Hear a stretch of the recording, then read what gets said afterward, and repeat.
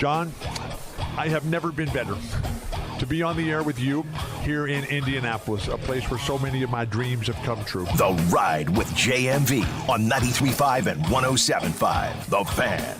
Oh, here we are. You know, we go to places for tavern tour stops. We go to places for remotes, live shows, and the like.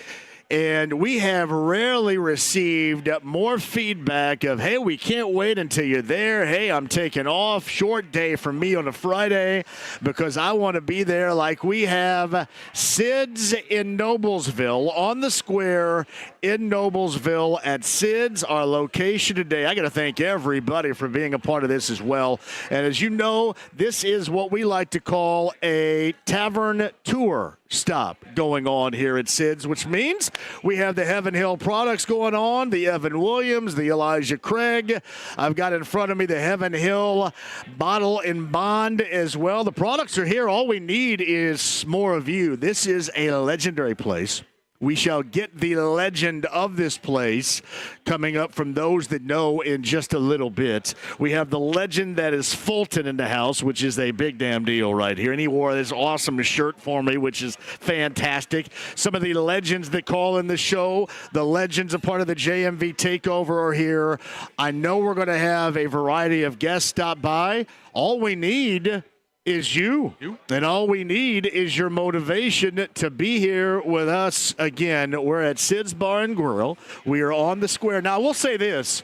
The one person not here, and not that that's okay because we love having our betting analysts here, but Brent Halverson is on hiatus. Brent returns next week when we absolutely go crazy at Mystic Waters Campground. However, if Mike is up and ready to go, Dev, my man Jim Romanak, Romy, the legendary Romy is here. Thank you very much. Before we get into the Colts and all this stuff, because that's going to take pretty much all day to get into last night. It's funny, too, because that should have been exactly what you expected.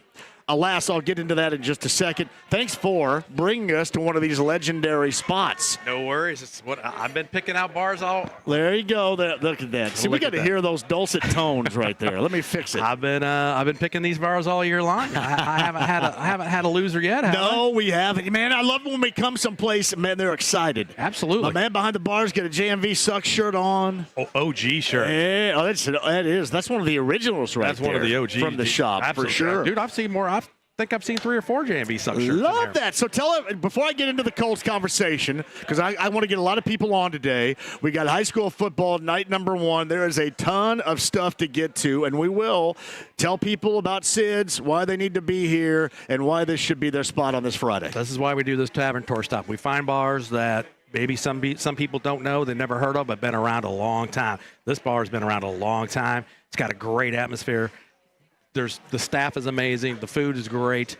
You know, what bar got a shuffleboard right in the center of the bar? And this is like an original shuffleboard. That wasn't like manufactured last week or anything. No, that looks like that was manufactured in 1940. Oh, no doubt. Which I love, which is awesome. So, and then that's the thing what Evan Williams does is, you know, we try to Evan Williams is kind of a brand that disassociates with great taverns, great times, and great stuff. And, you know, again, Brent. These are great times, by God. That's exactly it. I feel bad, Brent. Yes. I love it when Brent's gone because I get to come on with you, have fun with everybody else, and get to see these smiling faces. Everybody keeps pouring Romy, in. I cannot live in a world where I have to stop in at 3 o'clock and start yip-yapping about stuff and have to be pissed about something, have to be mad about something. Now, hey, listen, we'll critique last night, and there's a hell of a lot to critique, but still, I'm not mad about anything. It's a Friday. We're at Sid's. It's a tavern tour stop. We're edging closer to what is going to be the sequel to the Labor Day weekend bender. Ooh. It is all good, and nobody can bring me down. That's my 1-year anniversary. My Jeff Lynne. Don't bring me down. I'm not. Don't do it. You know, every ELO song. We just need to do an ELO hour next Saturday. Well, we're going to talk to the people here in just a little bit, right? They're going to stop Absolutely. by. Yeah. Who are we going to talk to? We're going to talk to Michael, the GM. Michael, the general manager. And then we got Kyle sitting there. He just walked away. Yes. He totally would not. He does not want to get on. Here's how. Hey, Kyle, what's up, man? Here's how big of the deal this is. I've got 2 friends from Greene County that drove all the way up here for this. And that's not across the street. No, that's not. I mean, I think they probably had to bring a passport to get here, I'd imagine. Hamilton County goes, wait a minute. We already saw one dude from Greene County roll in here. I don't think we could have three. I'll be honest with you. Those guys look like they could build an ark with their hands. They probably came across the Wabash. They are on an ark first responders right over there. Very down nice. in GC and Monroe County as well. We love our first responders. We love our first responders. All right, buddy.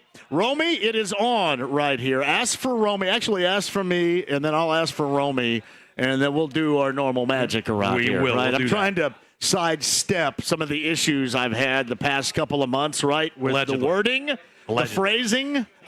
Yes. Phrasing. The phrasing, if you will. Yes. So we'll make sure you're taken care of. 100%. That's what we'll do.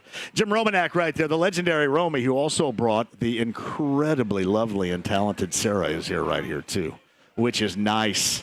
That's nice. You know, that's the whole reason I said, yeah, you go ahead and bring your husband. Go ahead and bring your husband. Do that. It's the only reason you gave me a headset. It is Romy right here, man. We'll talk to you again coming up in a bit. Yep. Hi, I mentioned Loaded Show coming up, too. Joel A. Erickson of the Star in the 4 o'clock hour. Bob Lovell, bottom of this hour. I mentioned it is week number 1 of the high school football campaign. I know a lot of you are getting set for that. We shall talk that up with you and Bob Lovell, bottom of the hour. Don Fisher, voice of the Hoosiers, will join us in the 5 o'clock hour. On site, Chris Hagan is on the way from Fox 59. Of course, the game last night, I guess I didn't realize this. And this doesn't matter. This is not what you care about. You care about Anthony Richardson. But honestly, I thought we got from Anthony Richardson what you better expect you're going to get from Anthony Richardson. This is not just, oh, by the way, it's going to take him a couple of reps and he's going to be good stuff here. He missed basically the entire season last year. And listen, I'm not trying to cushion the blow. I just want you to be prepared for games when they actually count just like that. That's how good everybody else has to be. That's how good and focused in. When you bring back the entirety of your team, and I mentioned this with the Pacers, right? I mentioned this with the Pacers. It's a damn good thing. But when you bring back the entirety of your team, whether you're talking about preseason game 3 or week 1 or sometime in October or wherever, you have got to be as close to mentally mistake-free as possible. And it was weird because that opening drive by the Colts, and I know we always cushion that by saying, hey, it was against the 2s and the 3s, and it sure as hell was. But that was one of, honestly, when's the last time you saw a drive like that? When's the last time, as a Colts fan, did you see a drive like that? Did that get you a little bit sports aroused? Dev? I think Dev got sports aroused over there, too. It's been a long time offensively since you had seen a drive that looked that stinking effortless. All right, and I don't know what that equates to week number 1 coming up in 17 days or not. I don't know if you're going to have anything like that, but that's exactly what you were looking for. The Gorman said yesterday in the Colts pregame huddle with us that he felt that the Colts needed a little bit of mojo, if you will. I think that's the term that he used, mojo. Getting everything going, some confidence, some swagger, I think he also brought up. I don't know if that was necessary for them in that game last night. I think it's necessary for you. I think that's what you need. I think you need to see reasons to get behind this team, reasons to feel good about this team, reasons to believe other than being told by some yip-yaps, both local and national. I think you needed more than that. I think really what was ordered up in that first drive, in fact, was exactly what you needed. But as we've talked about, this is a project. Jess is in the house right there. This is going to be a difficult road. He didn't play last year. All right, he didn't hardly get any time a year ago. All right, he was a rookie last year. You look over his career, they showed the stats again last night. The starts in his career, and now you're in the NFL, and you think all of a sudden this guy's going to come out of a phone booth like he's Superman? Listen, he may be built, and athletically speaking, he's like Superman, but I think we all understand there is more to this game. And honestly, in this game, you don't have to look like Superman to get the job done, especially at that position. There are just a lot of things that he's going to have to learn to do. Let me give you my thought after that opening drive, because that's when everything kind of went to hell in a handbasket, did it not? I mean, you had that pick six where I don't care if the dude, Kylan Granson, ran the wrong route. Okay. That situation, that deep in your own territory, that's something you got to learn not to jack around. You just can't do it. Whether Granson ran the wrong route or there was a mix-up or any of that stuff, it simply put cannot happen. That can't happen. But did you notice that after that, and then he had a couple of opportunities, and Michael Pittman Jr. didn't help his ass out one bit either. And this guy's going to need help.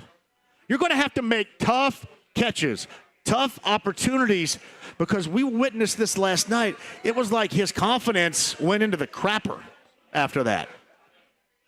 All of a sudden, you look at an opening drive, and, there's RPOs, and, there's crossing routes, and everything's right on the money, and it was effortless looking. And then after that pick six, he didn't get help, I think, once at least from Michael Pittman Jr. There may have been another time. Maybe it was Mitchell. I can't remember the other one that was mixed in there. They have to help him out. He needs that help, because you could tell when he loses confidence, my man was all over the stinking map last night. He was all over the map. He just was. And what happened was that equaled out that great feeling you're going to have. As I said yesterday, it's meaningless. It's meaningless. In the box score, it's meaningless in terms of this season. It's meaningful for you because you want to see it. To feel it, you have to see it. You have to see the evidence of it. And that's what's so unfortunate after that first drive. And again, people were advocating to me, well, you got to get him out of there and keep that confidence. My ass, you don't either. He needs the reps. Hell, you needed to play him the rest of the damn game, to be honest with you. You didn't need to see Sam Ehlinger. You didn't need to see it, although I like Bean. You didn't need to see the other dude, whatever the hell his name is. Seriously, he needs the reps. He missed last year. Remember all the dopes a year ago that said that it'd be great if he could sit and watch Gardner Minshew? That's how he should work his way in, sit and watch. What in the hell are you talking about? No, the best way to do it is to get out there. To get out there and make mistakes, especially in a situation like that, because it doesn't matter. It matters to you. It matters, I guess, to me, because we're going to talk about it today. But it doesn't matter in the grand scheme of things. 17 days is going to matter. It is going to matter. And then you're going to get all this talk about how he's not the guy. He was awful at Florida. He's never been the guy. They made the wrong pick, put in Joe Flacco, which Kirk Herbstreit stopped. And I'll give you the reason why that whole thing started last night in just a second. And by the way, too, I have never been impressed with the Amazon broadcast. And you know me, I really don't care. But as much as I love Al Michaels, and I like Kirk Herbstreit too, that looks like a broadcast where these dudes swoop in one night a week and get a tremendously large paycheck and don't give a crap. That's exactly, and that probably was last night. All right, Thursday night in Cincinnati, there's no starters for the Bengals. It's preseason. I mean, we're watching the quarterback that you saw for about 5 seconds a year ago. I guess that would make sense, but it was almost like Al Michaels just said, hey, you know what, whatever the hell happens, happens. Just make sure my check clears, Amazon. That's all that I care about. And that's how it looked last night in the broadcast. And really, I don't care too much about it. Like, I know other people get all over the broadcast, the play-by-play, the analyst, and what you want. It doesn't matter to me that much. But it was and it felt slightly half-assed last night. I'll give you a great example. There's going to be an in-between. You don't need 95 people on the set on ESPN for Monday night and then 4 people all together in a broadcast, 5 people all together in a broadcast on Thursday night on Amazon, and 3 of them are kind of half-assing it. There's got to be an in-between. You don't need 95, but you also need more than just 2.5 people engaged on a Thursday night. We'll get to that in a second. But honestly, what you saw from Richardson last night, what you saw was exactly what you better expect. Somebody sent me a message earlier today and said, hey, I knew this wasn't the guy. He's not going to be the guy. What do we think? How do you know? You don't. And as I mentioned back to him, this is going to be a mammoth roller coaster ride. And if you're not ready for it, you better get out of line, because this is exactly how it's going to be. There's no magic elixir right here that all of a sudden is going to transform him into a ready-made quarterback. Listen, I mean, God has already looked upon him and said, we're going to give you these Adonis-like athletic gifts.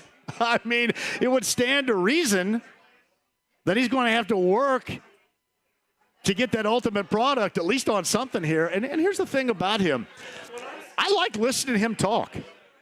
I like listening to him talk about the good and the bad. I like it. I do. Listen, I don't know. I'm sure leadership qualities from nothing. But he is a guy I could listen to and go, oh, yeah, you know what? I get it now. I mean, think about, you have that nice drive, that opening drive, and then the pick six. And that's basically the first question I think James Boyd of The Athletic asked last night was about that. And he said, well, I threw a couple of touchdown passes. And it was a joke. It was a preseason joke, but it was a joke. And then he basically broke down exactly what all of us were thinking. No, I get that. I like that part of it. It's the other part, the mechanics of it. The one thing that sticks out to me is watching him throw. I mean, who knows, right? I don't know. He looks like a guy that's got such a strong arm. He looks like us trying to throw one of those little bank mini balls, one of those little mini footballs they're going to throw out at all these games at halftime tonight. He looks like us trying to throw it into a trash can. He flicks the wrist. You ever watch Blue at the Colts games when he's up in the upper deck and he's throwing those mini balls into the trash can? He's like flicking the wrist. He's flicking the wrist because he knows he's going to have a lot of momentum behind it, being 2.5 stories above where this trash can is. It's weird. I mean, his throw is like a flick of the wrist. That's going to take a lot to get used to. It's going to take a lot for him to get used to in the NFL. Because it seems like if there is a struggle that's beyond just decision-making, right, for him, if there's a struggle beyond decision-making, it is a struggle between, all right, I'm going to gun that in there because my God's gift right here on my right shoulder, this arm's a stinking lightning bolt right here. And a double-barrel shotgun ready to rock right here because that's a gift. He has got a gun. But he struggles, and he will. He will struggle between that and being able to lay something in there because as you've seen with him, there's not much in between. And he has to develop, or first things first, he has to discover and then develop that in between. And the other part about it is, I think he does a good job, like you said, in the postgame, talking about the shortcomings, because that's going to come. The criticism's going to come, the shortcomings, and obviously these guys are privy to it all. They say they don't listen, they don't watch, they don't read. If they don't, somebody does and then informs them about it. So they all know what's being said, what's being written about them. So you got to make sure that you move on. Remember our conversation, and we'll get to Matt Gay coming up in just a bit. I don't know if they're worried about Matt Gay, but that is a topic further down the road, considering how they utilized him last night. But we talked to Matt Gay last Thursday, and he was, referencing how, unlike any other position, you have to have the shortest memory possible. You have to miss a 54-yarder, in a crucial moment, and then go back out there and play as if you hit it. And that's what's going to be tough. And I think you saw last night a couple of different situations, episodes, if you will, of Anthony Richardson to where his head and the thought and the mistakes were weighing heavily. And that's just part. That's why we said in this preseason, reps, reps, and reps. Because he can look like he did. They can look like they did in that first drive. And then he can, they can. And I'm saying they too because his guys could help his ass out a little bit. Yeah, last I checked, Michael Pittman Jr., he's getting a healthy paycheck. They can help him out. You're going to have to make difficult catches. Wide receivers, tight ends. The running backs, Jonathan Taylor is going to have to be a significant threat this year.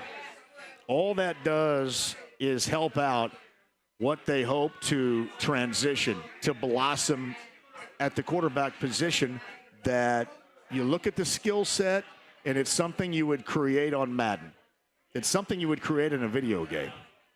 But this isn't a video game. There's a lot of other things that are big in having success in playing that position and success for your offense besides just having the incredible physical gifts that he has. And as I mentioned at the outset, as a fan, as a Colts fan, you better settle in because it's going to be a lot like that. A lot like that this season. And there's not a damn person out there. I will say this. If you're going with never going to be anything, I think a lot more people probably will side with you right now because you just haven't seen. And as a Colts fan, normally you're going to gravitate to the negative. You're going to gravitate to the negative and say, oh, well, here it is again. Here's Chris Ballard again. Oh, here are the Colts again. Big mistakes. So you're automatically going to slide to the negative.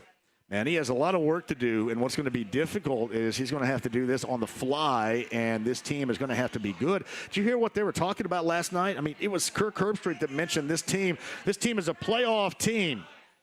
It should be a playoff team in talent without him. It wasn't a year ago. I mean, you could argue it should have been, but it wasn't. And then getting to the Herbstreit thing for a moment, I like him.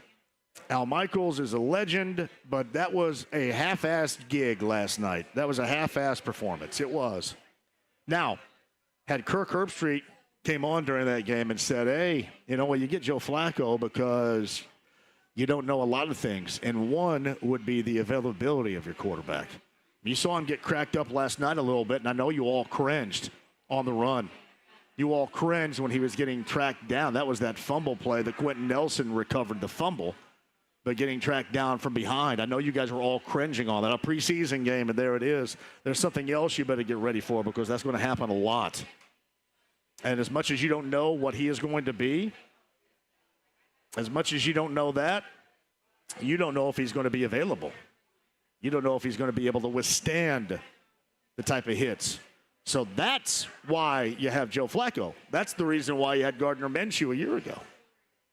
I mean, we say what you want, and they failed in the end result, regular season final game. But Gardner Minshew, even with that arm and even with this, he had them on the verge of winning their first division title since 2014. Even with that. Now, I would suggest the AFC South is going to be a hell of a lot better this year. Others would say maybe not so much. But the reason why Flacco was here for that, it is – in case of emergency, break glass. In case quarterback goes down, break glass. We think we can sustain. That's why it's not Ellinger. Owner probably still loves Ellinger. I think we're finally over that. I mean, if they thought that he could stay healthy and they didn't need that, look back at the Manning era. As much as I love Jim Sorgi, one of the greatest guys ever, never mattered to anybody, did it? Never mattered. Never mattered around here in the Manning era until it did, until he couldn't play. And then all of a sudden you go, holy crap, what do we got to do here? Well, we better go out and get Kerry Collins.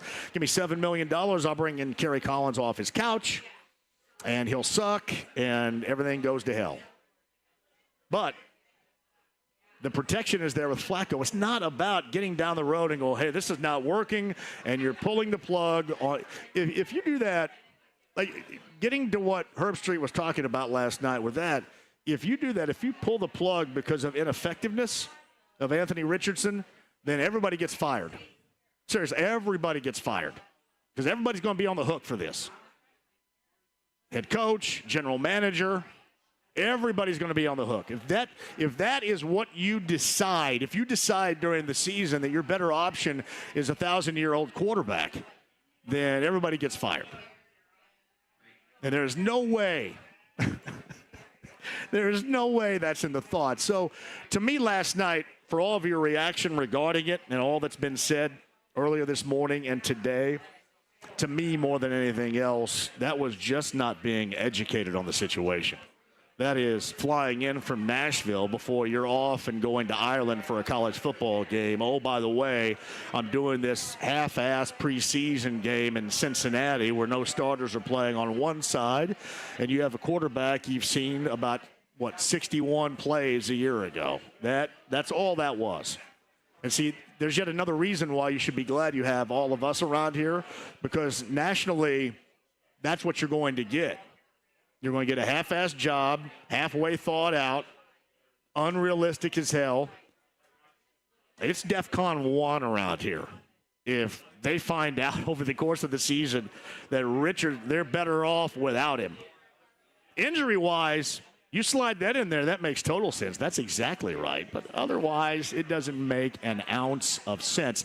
Hey, we'll talk to you regarding Matt Gay, too. I thought we were going to see more. We saw, an extra point? That was about it. So I'm assuming here that the next 17 days, the Colts are fairly confident that he is going to be okay, their place kicker. We got that to talk about at 239-1070. The email address is jmv@1075thefan.com. Inside the AAA Membership Lounge via YouTube Live, we're looking at you right now. You can join the show. You can agree or disagree with what I have to say. Patience sucks. Patience can take a big smooch off my rear, seriously. And I know you agree with me, but there's no way out of this one. You are forced into the category of patience. Patience is that the worst song of the Guns N' Roses catalog, Patience? You're forced into patience right now, so we might as well get ready for it. This thing is much more, as it was put to me last night, much more of a project than I think a lot of people truly understand. And you got a heavy dose of that, the good and the bad from last night. Right inside the AAA Membership Lounge via YouTube Live, Bob Lovell's going to join us bottom of the hour. Joel A. Erickson of the Star. That's coming up in the 4 o'clock hour. Don Fisher as well. Jelani Woods, a successful surgery. He should return before Christmas. Okay, great. You worry about that, I think, before Christmas. Don Fisher's going to join us. Chris Hagan of Fox 59 is going to be here. I think Lindsey Monroe of Channel 13 is going to drop by as well. We got a lot for you. Sid's Bar and Grill, the legendary Sid's, Hamilton County. Noblesville's our location on the square. I got my fingers crossed. How many people in here have your fingers crossed you're not going to get a parking ticket? Because I do. Look at all the fingers crossed in here. I do. All right, what are the odds I get a parking ticket here? I don't even care because it's for the good of the people and the tavern tour stop with Heaven Hill Distillery. What do you think, James, quickly before the break? What are the odds I get a parking ticket? Oh, I'd say about 50%. What do you think? We'll say 50%. 50%? No, we don't want to do. Yeah, I think my odds are pretty good. Now I don't know if the guy that's writing the parking ticket, because it's pretty easy to find when I'm driving here. So I don't know if the guy that's writing the parking ticket is listening right now. But I almost have a JMV guarantee of a parking ticket right here. That's what I'm thinking. Hey, get here. Join us. Sid's Bar and Grill. It's legendary. Tavern tour stop. Heaven Hill Distillery as well. The group is here. We need to see you. 239-1070 and night number 1 of high school football coming up. Bob Lovell explains, hey, don't go anywhere. Fantastic Friday at Sid's in Noblesville. 93.5 and 107.5 The Fan.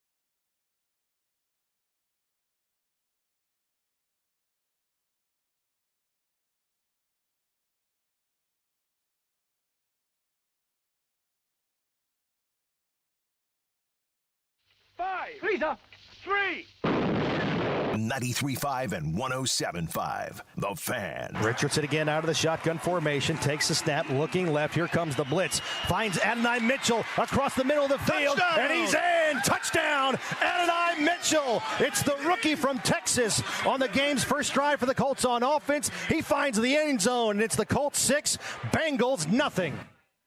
My man Dev, the engineer, was so excited after that. He goes, wow. That initial drive, that was one of the best drives we have seen in a long time. Everybody's with me on that, right? Seriously, the way they went down the field, I know who they were playing against. I do.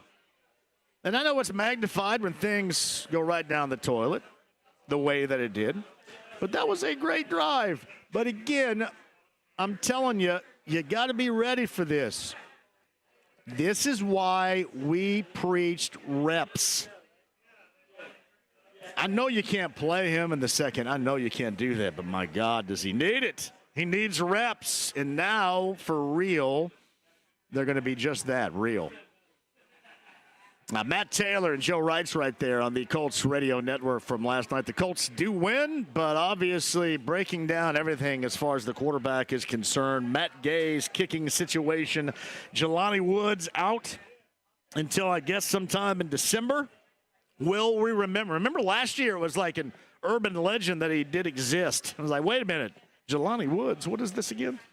So it's going to be another season like that, evidently. But the surgery, according to Jordan Schultz on the social media platform X, went well today. Hey, Sid's on a Tavern Tour stop on the square in Noblesville. I want to see everybody here.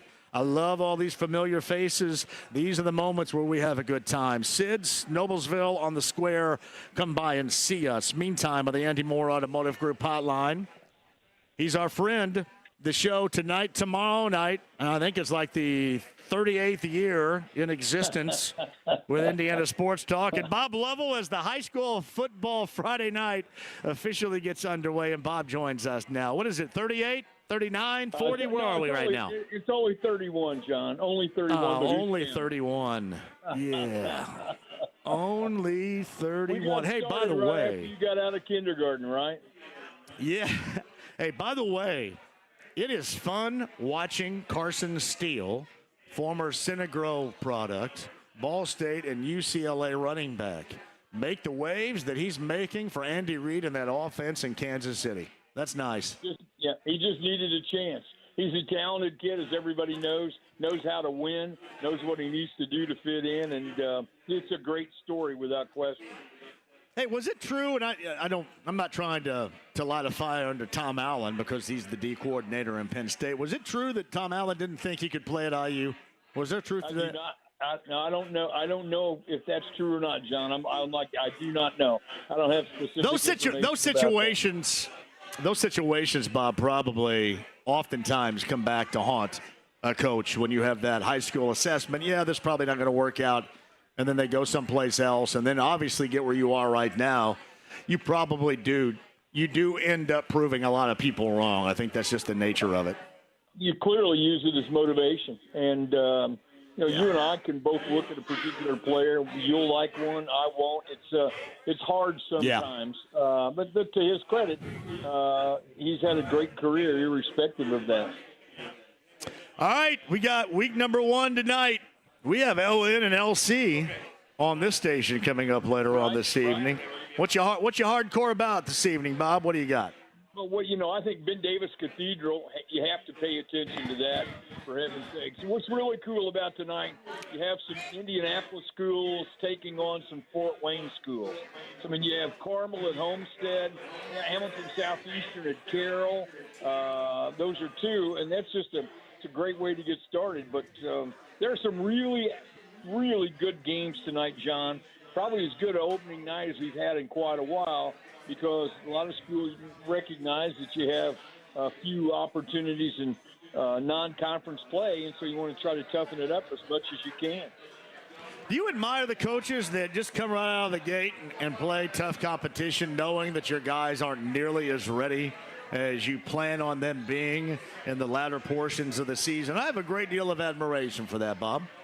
So do I. I also think you have that safety net, knowing that everybody gets in the tournament. And so, if you don't happen to win that first game, hopefully you'll get through without any injuries and you'll learn some lessons. But, I think it's a situation too, John, where first game, no one knows exactly what their team's about anyway. And so what better way to find out than to play a team that's of a championship caliber level, and to play them in your first game, you'll learn very quickly what your team's all about. I mentioned the Battle of Lawrence Township as our game of the week later on this evening. What do you think about what they're doing in Larry Township tonight? Well, you talk about talented, man, oh man, both teams really are great playmakers on both sides of the ball. I love the fact that your biggest rivalry is that first ball game. I think it's great. Lawrence Township, I'm sure, will be full of football fans at that game. And these are two teams. LC's ranked 14th, got a really nice group of guys. Lawrence North has gotten better and better over the course of the last 4 or 5 years. So it's always a great matchup when they play, irrespective of the sport. So Bob Lovell, Indiana Sports Talk here, number 31, straight at you later on tonight and tomorrow night for that matter. But night number 1 of the high school football schedule, and as usual, Bob will have you covered. New era going on down at Roncalli. I know Roncalli Southport on the south side, and obviously a new coaching era happening there at Roncalli. It is, but I think, and you can appreciate this, tradition is a big thing, and they certainly have it. Eric Quintana had been there, had done a great job in his brief time there, and they've moved on. I think it's always a great matchup when you get those two on the south side. It's become quite a rivalry, and it's a great way to open up your season like the rest of these games. Yeah. My son at Roncalli loved Coach Quintana back then, loved him. So. Yeah, you know what, John? Coaching is hard nowadays. It doesn't matter what sport, what level. It's a difficult thing to do. I'm glad I did what I did, but I'm also glad I got out when I did. Well, especially now, Bob. Now it's going 19 different directions. You would, it is as difficult as any other time we have ever seen. All right, so big show tonight. You're going to have people checked in from all over the place, correct? State of Indiana wise. So, John, that's the plan. But we'll be able to get everybody every score they want to know throughout the night. But it's a big, even though it's the 31st time I've done it, I still get excited about that first night. I dig this. I like Gibson Southern getting on the road from deep southwestern Indiana and going on the road to play Danville tonight. I like that. That is you know what? That's an intriguing matchup because Danville has played very, very well. Nick Hart has done a great job at Gibson Southern. They're a championship caliber team. And to go on the road, we both know that's not a very short trip. And so that's a big thing. And you talk about admiring someone for making that scheduling decision. You certainly do with Coach Hart in that move.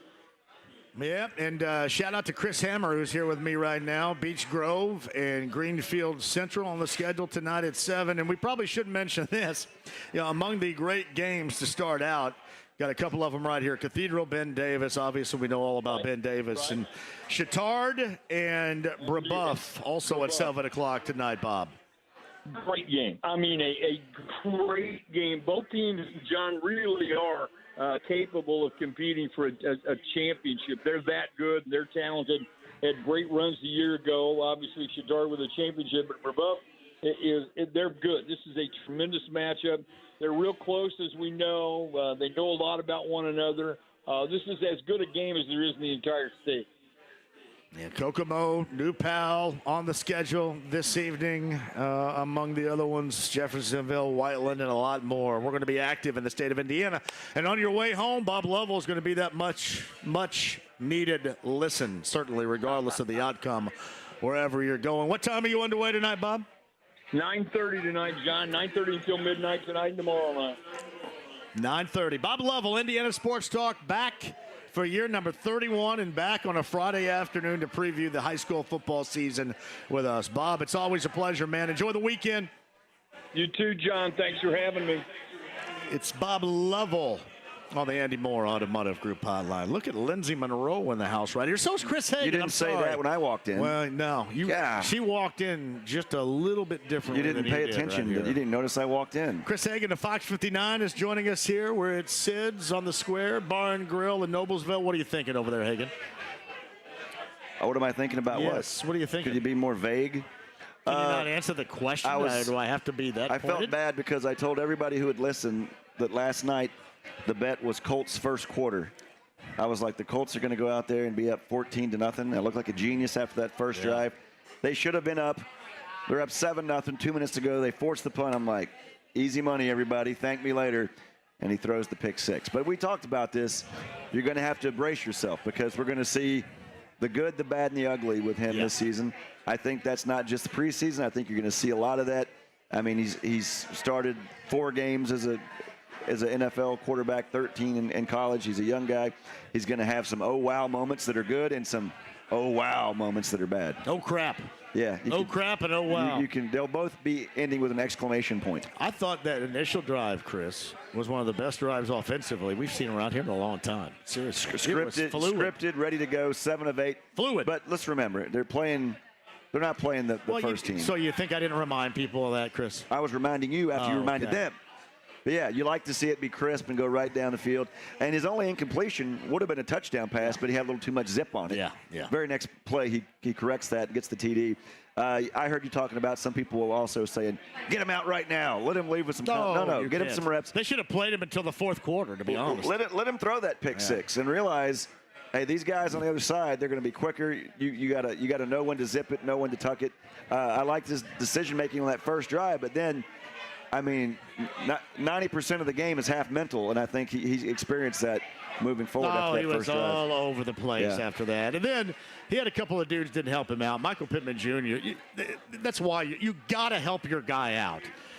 These guys have to make tough catches. Think how many times, as good as Peyton was, think how many times Marvin and Reggie made incredible catches that shouldn't have been caught. And I know you're talking about the one that would have moved the chains. Kind of a low ball for Pittman, but you get the paycheck. That. You're a number 1 receiver. You got to catch that. Got to get that. Lindsay Monroe of Channel 13's in the house. How are you? So good. So good. We're getting fist bump from Romy right there. I know. And Galeros. She wanted to come. MIA. She wanted to come. She said something called FOMO. I'm having FOMO. That means she's fear of missing out. Yeah, I had no idea what that meant. How dare you, Gloria, not show up for the show? Gloria's not showing up. She had family plans today, but she promised that she would be at the big show next week. What are they having? An ice cream social somewhere? Weekend. Yes. Next weekend. That's going to be for sure. Lindsay, what do you want to talk about? We have to take a break. Okay. Anything in particular out of last night? Yeah, we can talk about the Colts. So YouTube TV has this new feature where you can just go to the key plays of the game. So I was at dinner during the first half, honestly. So I went through and I skipped forward. It's the range of emotions where you're like, yes, we're doing great. Just kind of like what you were talking about. Oh no. So it was kind of just how the ups and downs. And then you don't have to listen to the broadcast, which was awful last night. That's what I heard. Those guys were awful. When we come back, I want to talk about how Kirk Herbstreit has blocked me on X. How about, and I love Al Michaels, but my man is just there for the check. Wouldn't you be? I guess, maybe. If you're at that point in your career, you've done everything, and they offer you a dump truck full of money to show up and be Al Michaels. At this point, could they just not? Is he like 80 years old? Yeah.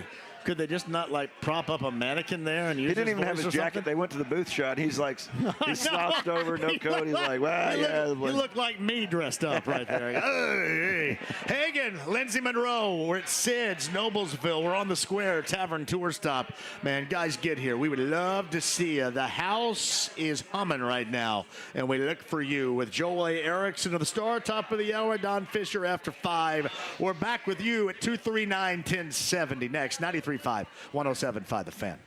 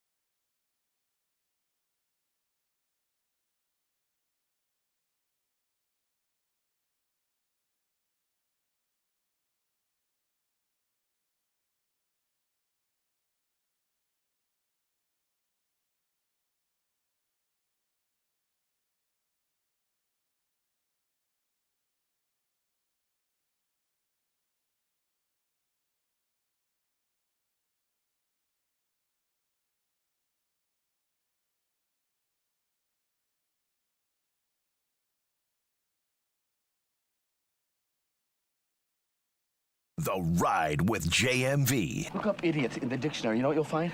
Picture me? No. The definition of the word idiot, which you f***ing are. 93.5 and 107.5. The Fan. Colts on the move left to right. Again, Indianapolis in the blue uniforms, white pants. Anthony Richardson goes under center. Jonathan Taylor is lone back. Play action pass. Richardson slides in the pocket, airs it upfield. That's a catch and a first down all the way up to the 38-yard line, and that is Alec Pierce. And that's a gain of about 18 right out of the gate. An explosive play for the Colts and Anthony Richardson. That's Matt Taylor, voice of the Colts right there. Tavern Tour stop with Heaven Hill Distillery. Sid's in Noblesville. Join us. Jeremiah Wheatley writes, I understand your statement to us to be prepared for a roller coaster season for the Colts and the quarterback. Given our society of the necessity, instant gratification, how patient will the fans be? Hell, I'm not patient. What are you talking about? That doesn't have to be the fans. I'm not patient about this. I'm just telling you how it's going to be. That's just that is it. That's who they have chosen. He didn't play a year ago. This is his rookie season, so you're going to see crap like that. I'm John. Lindsey Monroe is here from Channel 13. That's Chris Hagan. Chris? Once again, Lindsey gets top billing. This is a recurring theme.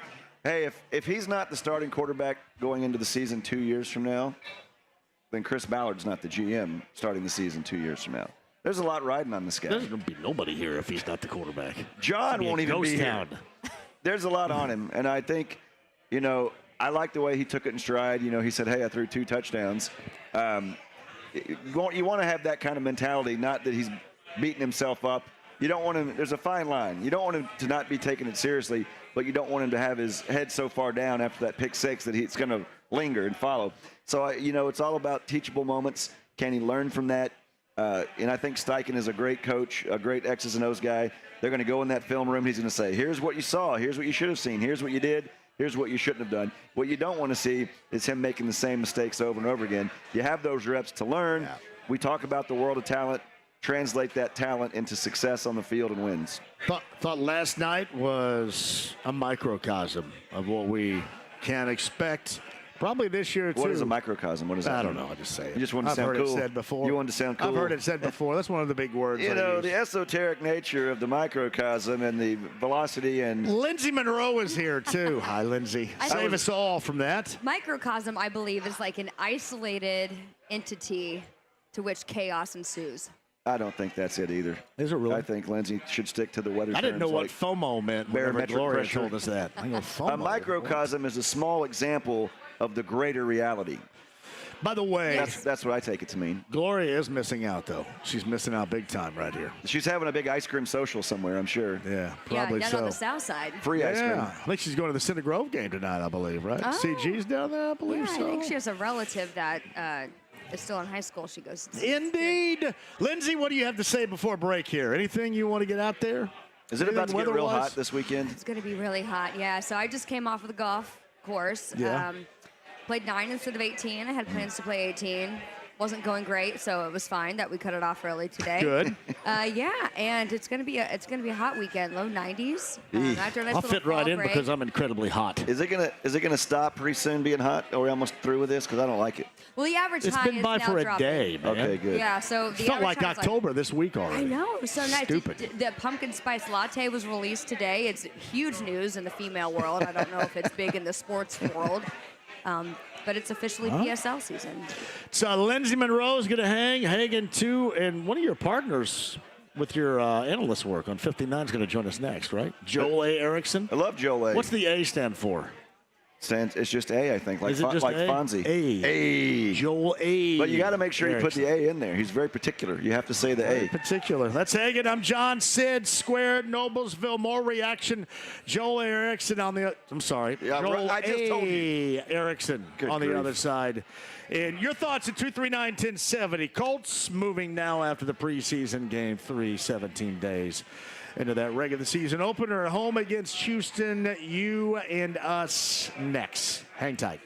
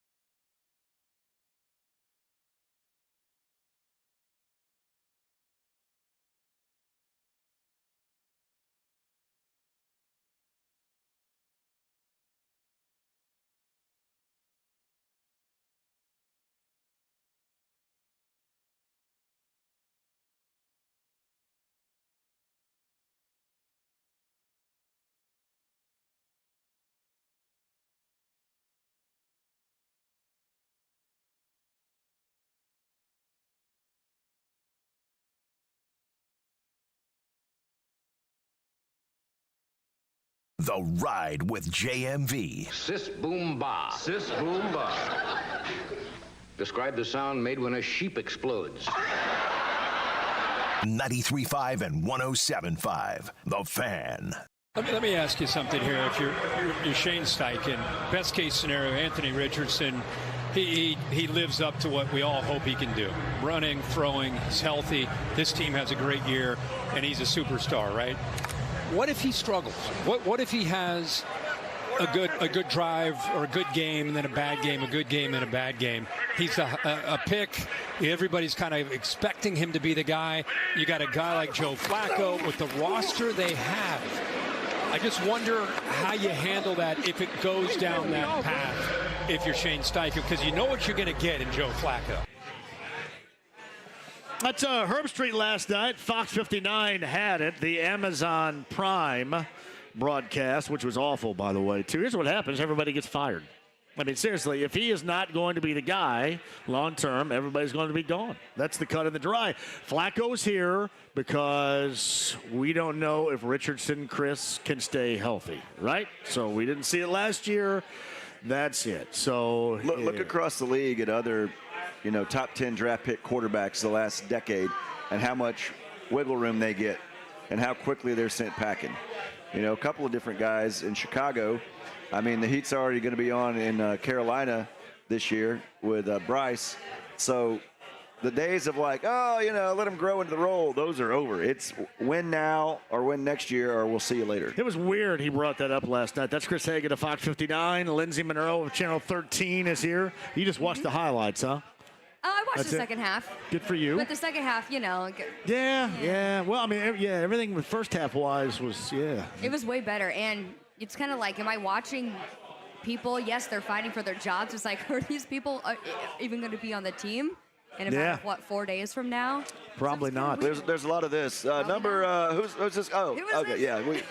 You don't need to memorize that. I tell you who's going to have the answer, though. We're live at Sid's in Noblesville, by the way. Get here. Tavern Tour Stop with Heaven Hill Distiller. We love Sid's. We would love to see you here. Are you taking off? What? Come on, man. You can't wear that shirt in here and leave 5 minutes later. That's a badass shirt you got on right there, man. He's going to the club. He's out of here. All right. Andy Moore Automotive Group Hotline. It is from the Indy star Joel A.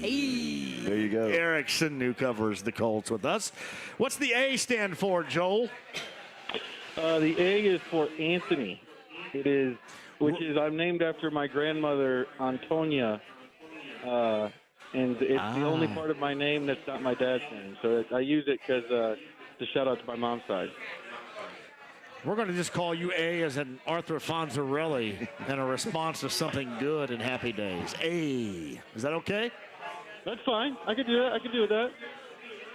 Joel's too young to remember Fonzie. Okay, he's not going to get that joke. Oh, do you not? Do you not get Fonzie? I thought that was a. Do you know Fonzie and A, Joel? I am aware of the Fonz, but I do not know much about him. I don't know if I've ever seen him. Oh, no. Never seen Arthur Fonzarelli? Really? That's like when we were younger and people would talk about the Honeymooners and Jackie Gleason. I knew who the hell they were. We didn't know it. We didn't watch the show. We didn't know about we did.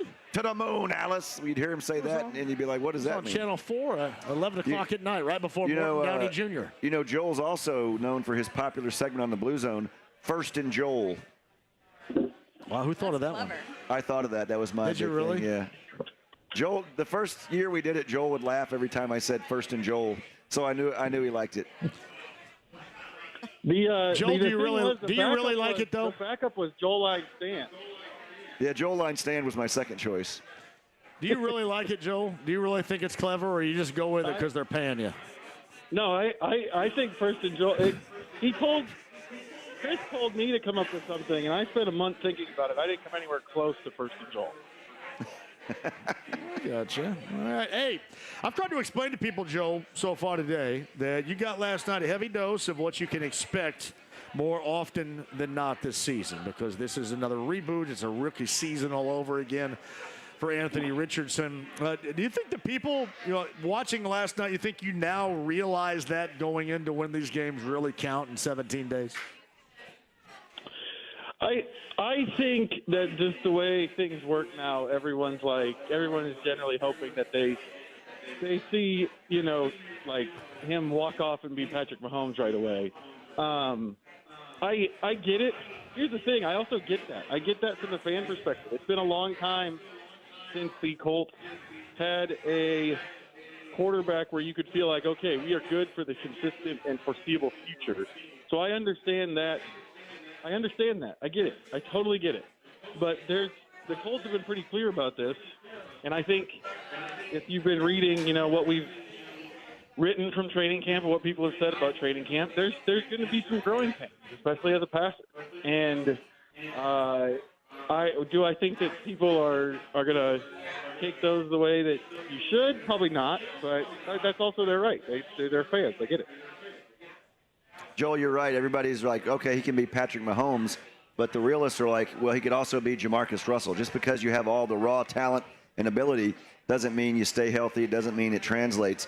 And that's what I think is frustrating is for Colts fans, you missed out on basically his whole rookie season. So now you'll have the hiccups that rookies usually go through, like we saw last night with that pick six.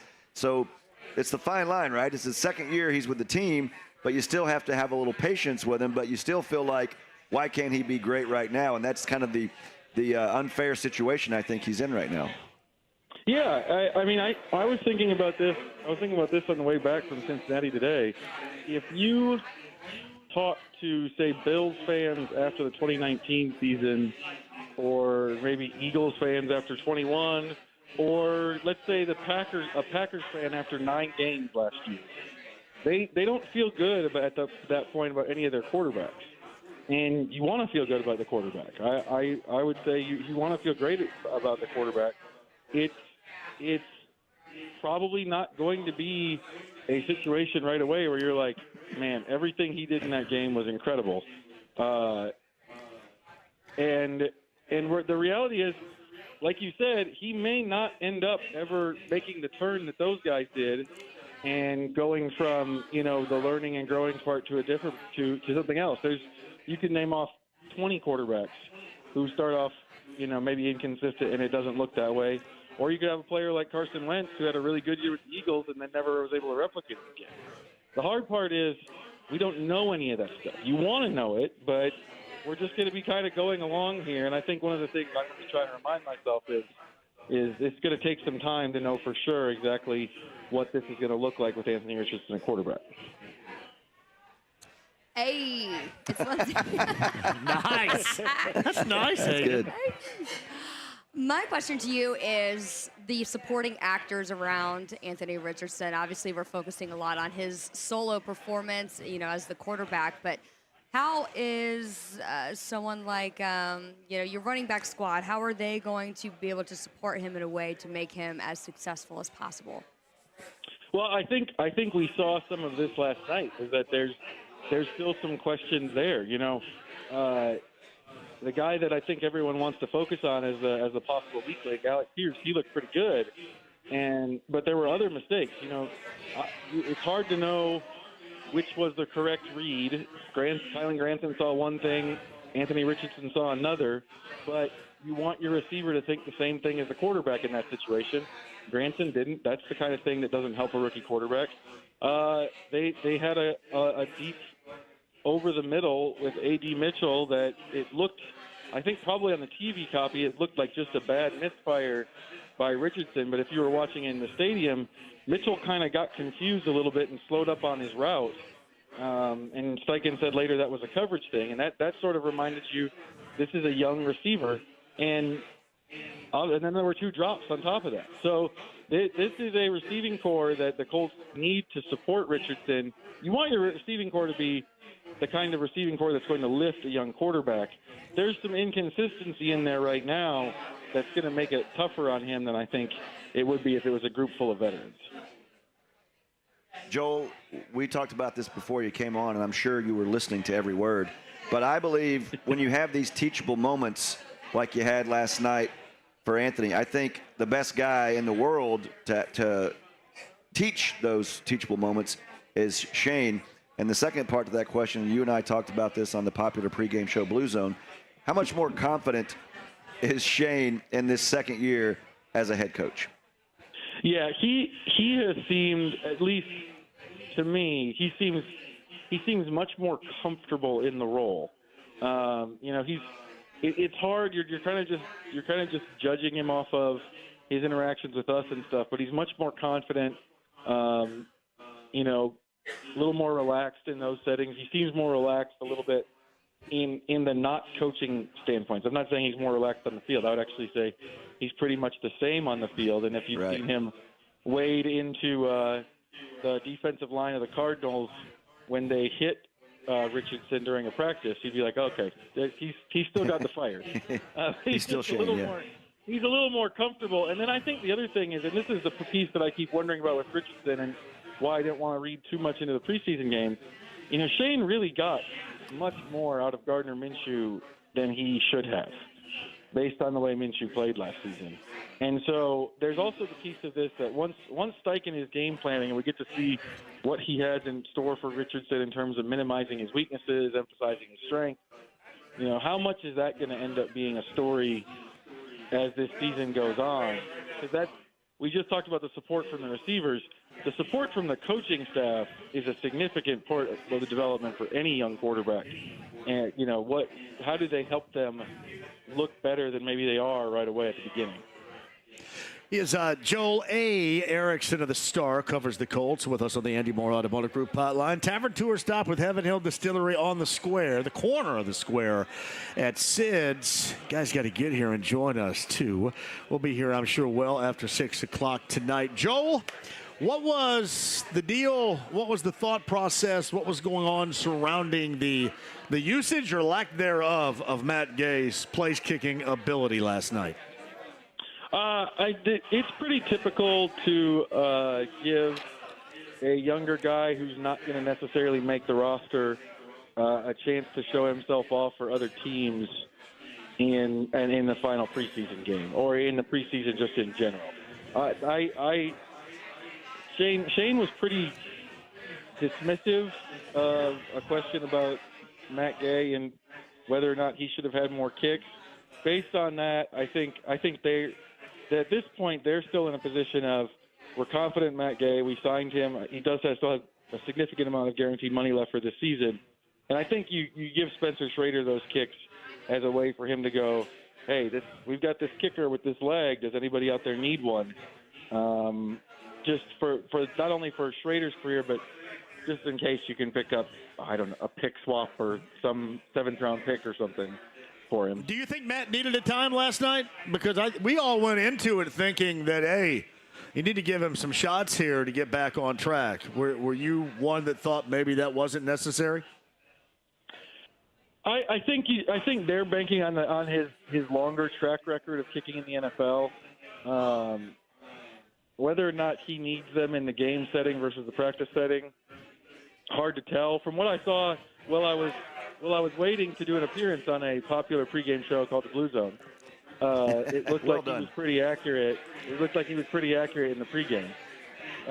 So it's tough to know. I think they signed Matt Gay with the thought that they were getting a veteran kicker who's going to be able to get himself out of some of these issues. And I think they just seem much less worried about it. Everybody from Gay to Steichen seems much less worried about it than the rest of us. Although I will say, watching 3 kicks not go through the uprights, it's hard to shake that. I'd be more concerned if he was a younger guy like Blankenship was when he came in here and he kind of got the yips. What about Vinatieri? I think he wasn't a younger guy. He had the yips, and then they go. Well, I think he had the old man yips. He didn't have the between the ears yips. Well, I don't care what kind of yips he has. I'm saying that if Gay felt like he needed to kick, he would have said something like, "Hey, man, I would really appreciate it if I could go out there and I'm really sucked. Can you put me in there? I'd like to go see one go through, but I think you had him on the show. I did. He's a sharp guy. I like him, and it is weird how sometimes you can see kickers like somehow they just lose it and it never comes back. I don't think he's one of those guys. I think week 1, you go out there, you trot him out, he bangs home a 51-yarder on this first try of the year. I think we're fine. If he goes out there and he goes 0 for 2 and they lose a close game, that's when you start going, uh-oh.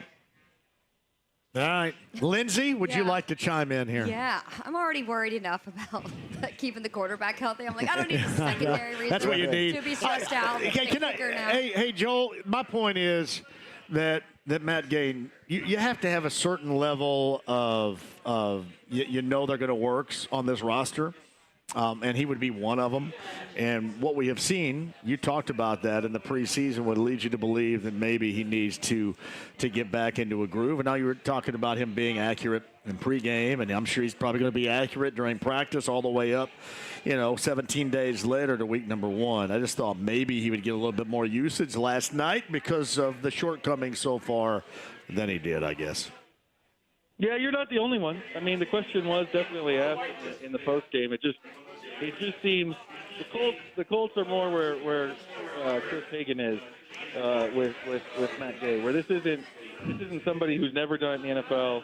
It's not somebody who may have kicked a tad too long and is dealing with knees that are not the same as they used to be. He's more in the middle of his career. I think they're just betting on his track record. So once again, John, we find out that I am always right and you are always wrong. Famous last words, boys. Famous last words. But go ahead, Chris. Hey, Joel, we have a little downtime now before we get into the season. Do you have a little time you can get away with the family? Do you have any personal time, personal days you're going to burn before we hit the grind? I am hoping. The NFL did this wonderful thing a couple of years ago where they changed cut-down day from the Saturday of Labor Day weekend to like 4 days before that. And it has generally opened up Labor Day weekend to do some things. So, and a certain baseball team may be in Cincinnati that weekend. So I'm hoping I can steal away to Cincinnati for a game or two.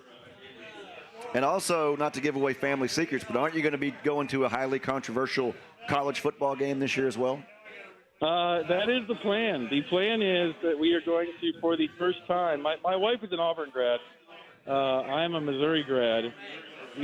Our teams are in the same conference, even though that seems weird to me because I was a Missouri grad. I was at Missouri when they were in the Big 12.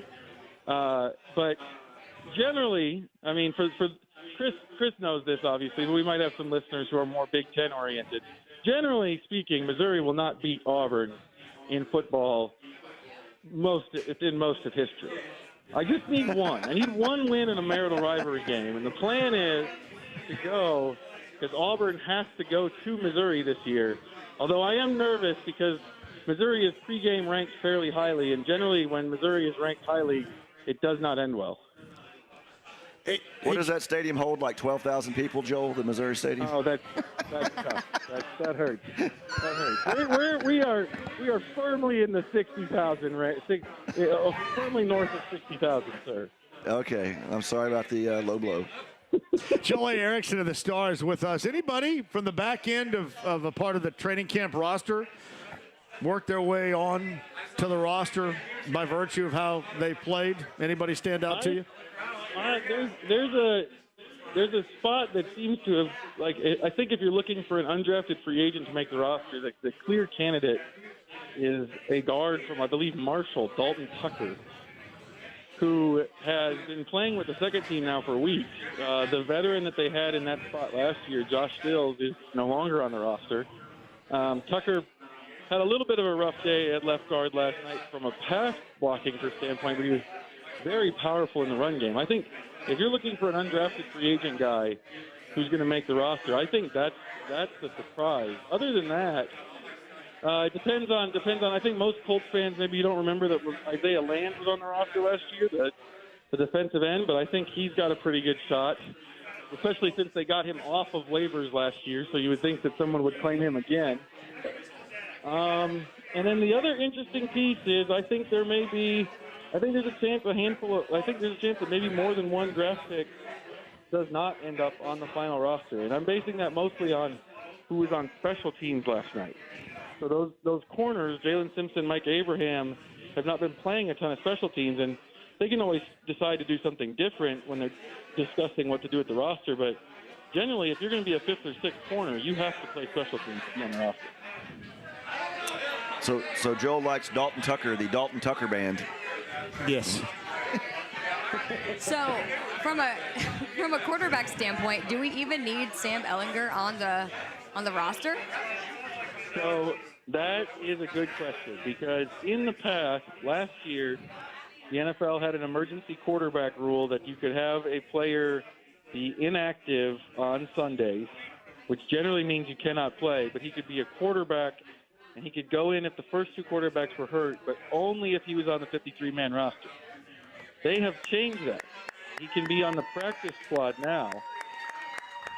And that probably is not that does not help Sam Ehlinger, because a lot of times in the past, before that rule was up, teams would carry two quarterbacks. Now they can do that, and as long as they just have a guy on the practice squad and elevate him, they can still keep an emergency quarterback without having to have him on the roster. So yes, it's a little bit more of a tough sled uphill for Sam Ehlinger than it has been in the past.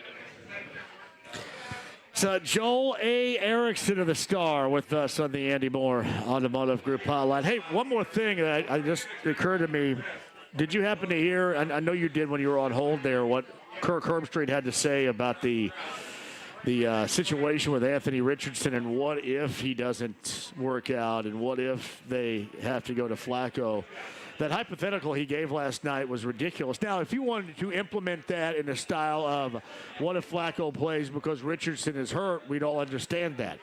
But the lack of being effective, being benched because of that, would get everybody fired. We know that.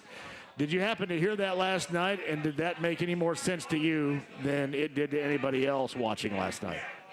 It did not, and I'm gonna emphasize the point by asking you a question. Do you know what Joe Flacco's record as a starting quarterback was in the 4 years prior to last year's stint with the Browns?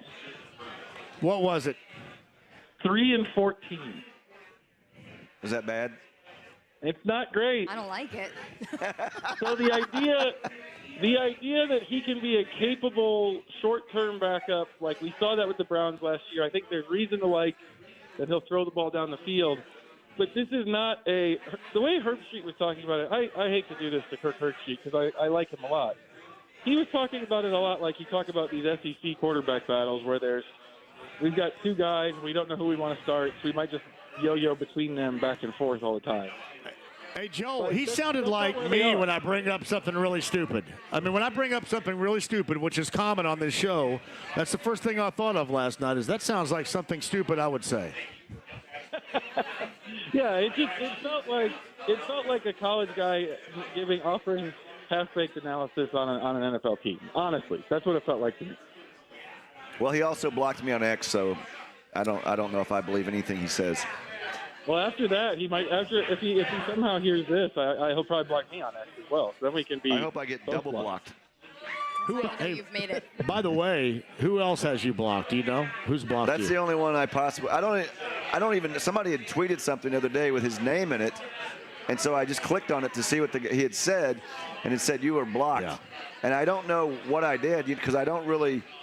Everything you tweet is out there forever. And in our business, you have to be careful. You don't want it to haunt you. He just knows the real you, that you're a crank. I think what I said was at one point, I think I said something like, I love Herbstreit's work, but I don't like him doing Ohio State games. I don't think he should do Ohio State games. Oh, you got. And I think that on that, for that, baby.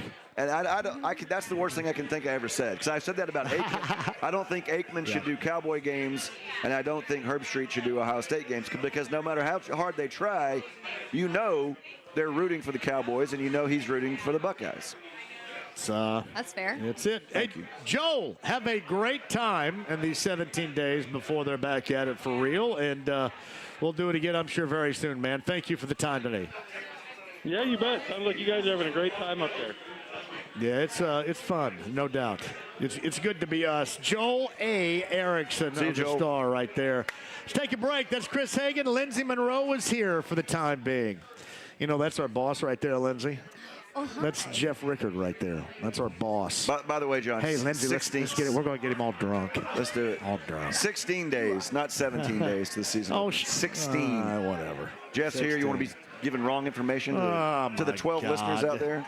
Nerds. Mr. Particular. Nerds. Hey, live at Sid's, Noblesville in the Square. Heaven Hill Distillery brings us to you. It's a tavern tour stop. Quick break. We'll come back. Don Fisher after 5. 239-1070 if you want to jump on board. We'll talk at you next.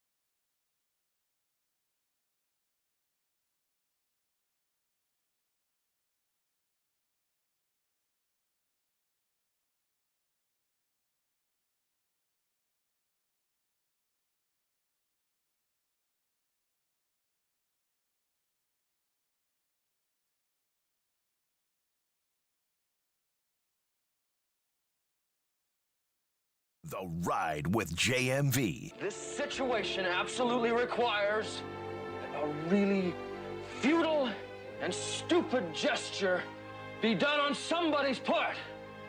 We're just the guys to do it. 93.5 and 107.5. The Fan. All right, we're at Sid's on the square really quick. Jump in here, Fulton. AAA Membership Lounge via YouTube Live. That's Fulton, everybody. Tell everybody, just go ahead, you go ahead and leave it like that here. Go ahead. Hey, guys, what's going on? There's Fulton. Fulton is in the house. The legendary Fulton is here. He wanted to make. There we go. Yep. We wanted to make sure that Fulton got inside the AAA Membership Lounge via YouTube Live. Good to see you, buddy. Thank you for coming out as well. Fulton just took my job. Yes, he did. Michael is the general manager here at Sid's, who's going to join us. See you later, Fulton. Take it easy. Thank you for stopping by. Michael, how are you? I'm very well. How are you? What a great spot you got here, buddy. Thank you. Put a lot of work into it. Now, how far back do we go? The building goes back to 1889. That's ridiculous right there. It's 1889. Old building. Yeah, man, oh man. It was built originally as a tavern to serve the railroad that's coming through. Yeah. Took a short little break during Prohibition and reopened up as a tavern as Sid's in 1945. That is awesome. Been there since. How long have you been here? I've been here 2 years since the new owner, Brian Notterer, took over. Well, shout out to Brian as well. So Brian's done a great job here. Yeah. He came in and put a lot of money into a remodel, opening up the ceiling, getting the loft reopened, turning it into a bourbon bar. Brian's done a great job. And say about that, we get it upstairs here working, don't we? Yes, we do. Yes. We're open up there every day except for Sunday and Tuesday, starting at 6 o'clock. We do private events up there. It's a great little area. Tons of bourbons, over 130 bourbons up there. Good selection of tequilas as well. It's a really nice venue up there. If I was casting a movie and you wanted to cast the character of a guy that you want to greet you and be working in the bar, you would get the role. Without that guy? Yeah, you got the voice, you got the look. Hey, all right. You got the shirt, Look the at hat. that. You're taking all of our jobs here, I Michael. appreciate that. What's the forte on the menu? What's the tenderloin? Breaded tenderloin. Yeah, people bring it all the time. It's got to be. Why is it? What makes it different, bud? I think love. A little bit of love in the kitchen. Understand. Kitchen love is always good. We hand pound them, hand bread them. Tons of flavor. Big old sandwich. Love is the key there. You know, I just talked to a regular, a famous regular, but I'm not going to drop his name. He said he walked in, he couldn't believe the crowd. So you did a good thing having John show up in here. He's like, what are all these people doing here? I go, blame John. So, yeah, you walk in, it's got a great vibe and great folks in here. So congratulations on the move here. I appreciate that. Yeah, it's a nice crowd for it is nice for a 3 o'clock, 4 o'clock range on a Friday. I can imagine on Friday in the 8 o'clock hour, you guys are probably 8 pretty o'clock jammed. on. We get popping. Thursdays and Saturdays too. Music. Oh, really? You have music Thursday here, and do you? Saturday, and Karaoke night? karaoke every Wow. Tuesday. We gotta get Lindsay in here. I can do the Devil Went Down to Georgia if you need me to. Ooh, we'll put you in here for it. Looking for a soul to Do you have like a lot of guys like Norm and Cheers? A lot of folks that walk in and right away you're like, hey, there's Ricky. Of course we do. Yeah. It's Sid's has been the downtown Noblesville bar since 1945. Wow. It's we get grandparents coming in with their grandkids who are freshly 21 who came in here in their 20s and were drinking and now are introducing their grandchildren to Sid's. You get parents and their children that were conceived after a night at Sid's that come, they bring them in. I'm not sure if we're allowed to talk about that or not. Oh, sure we are.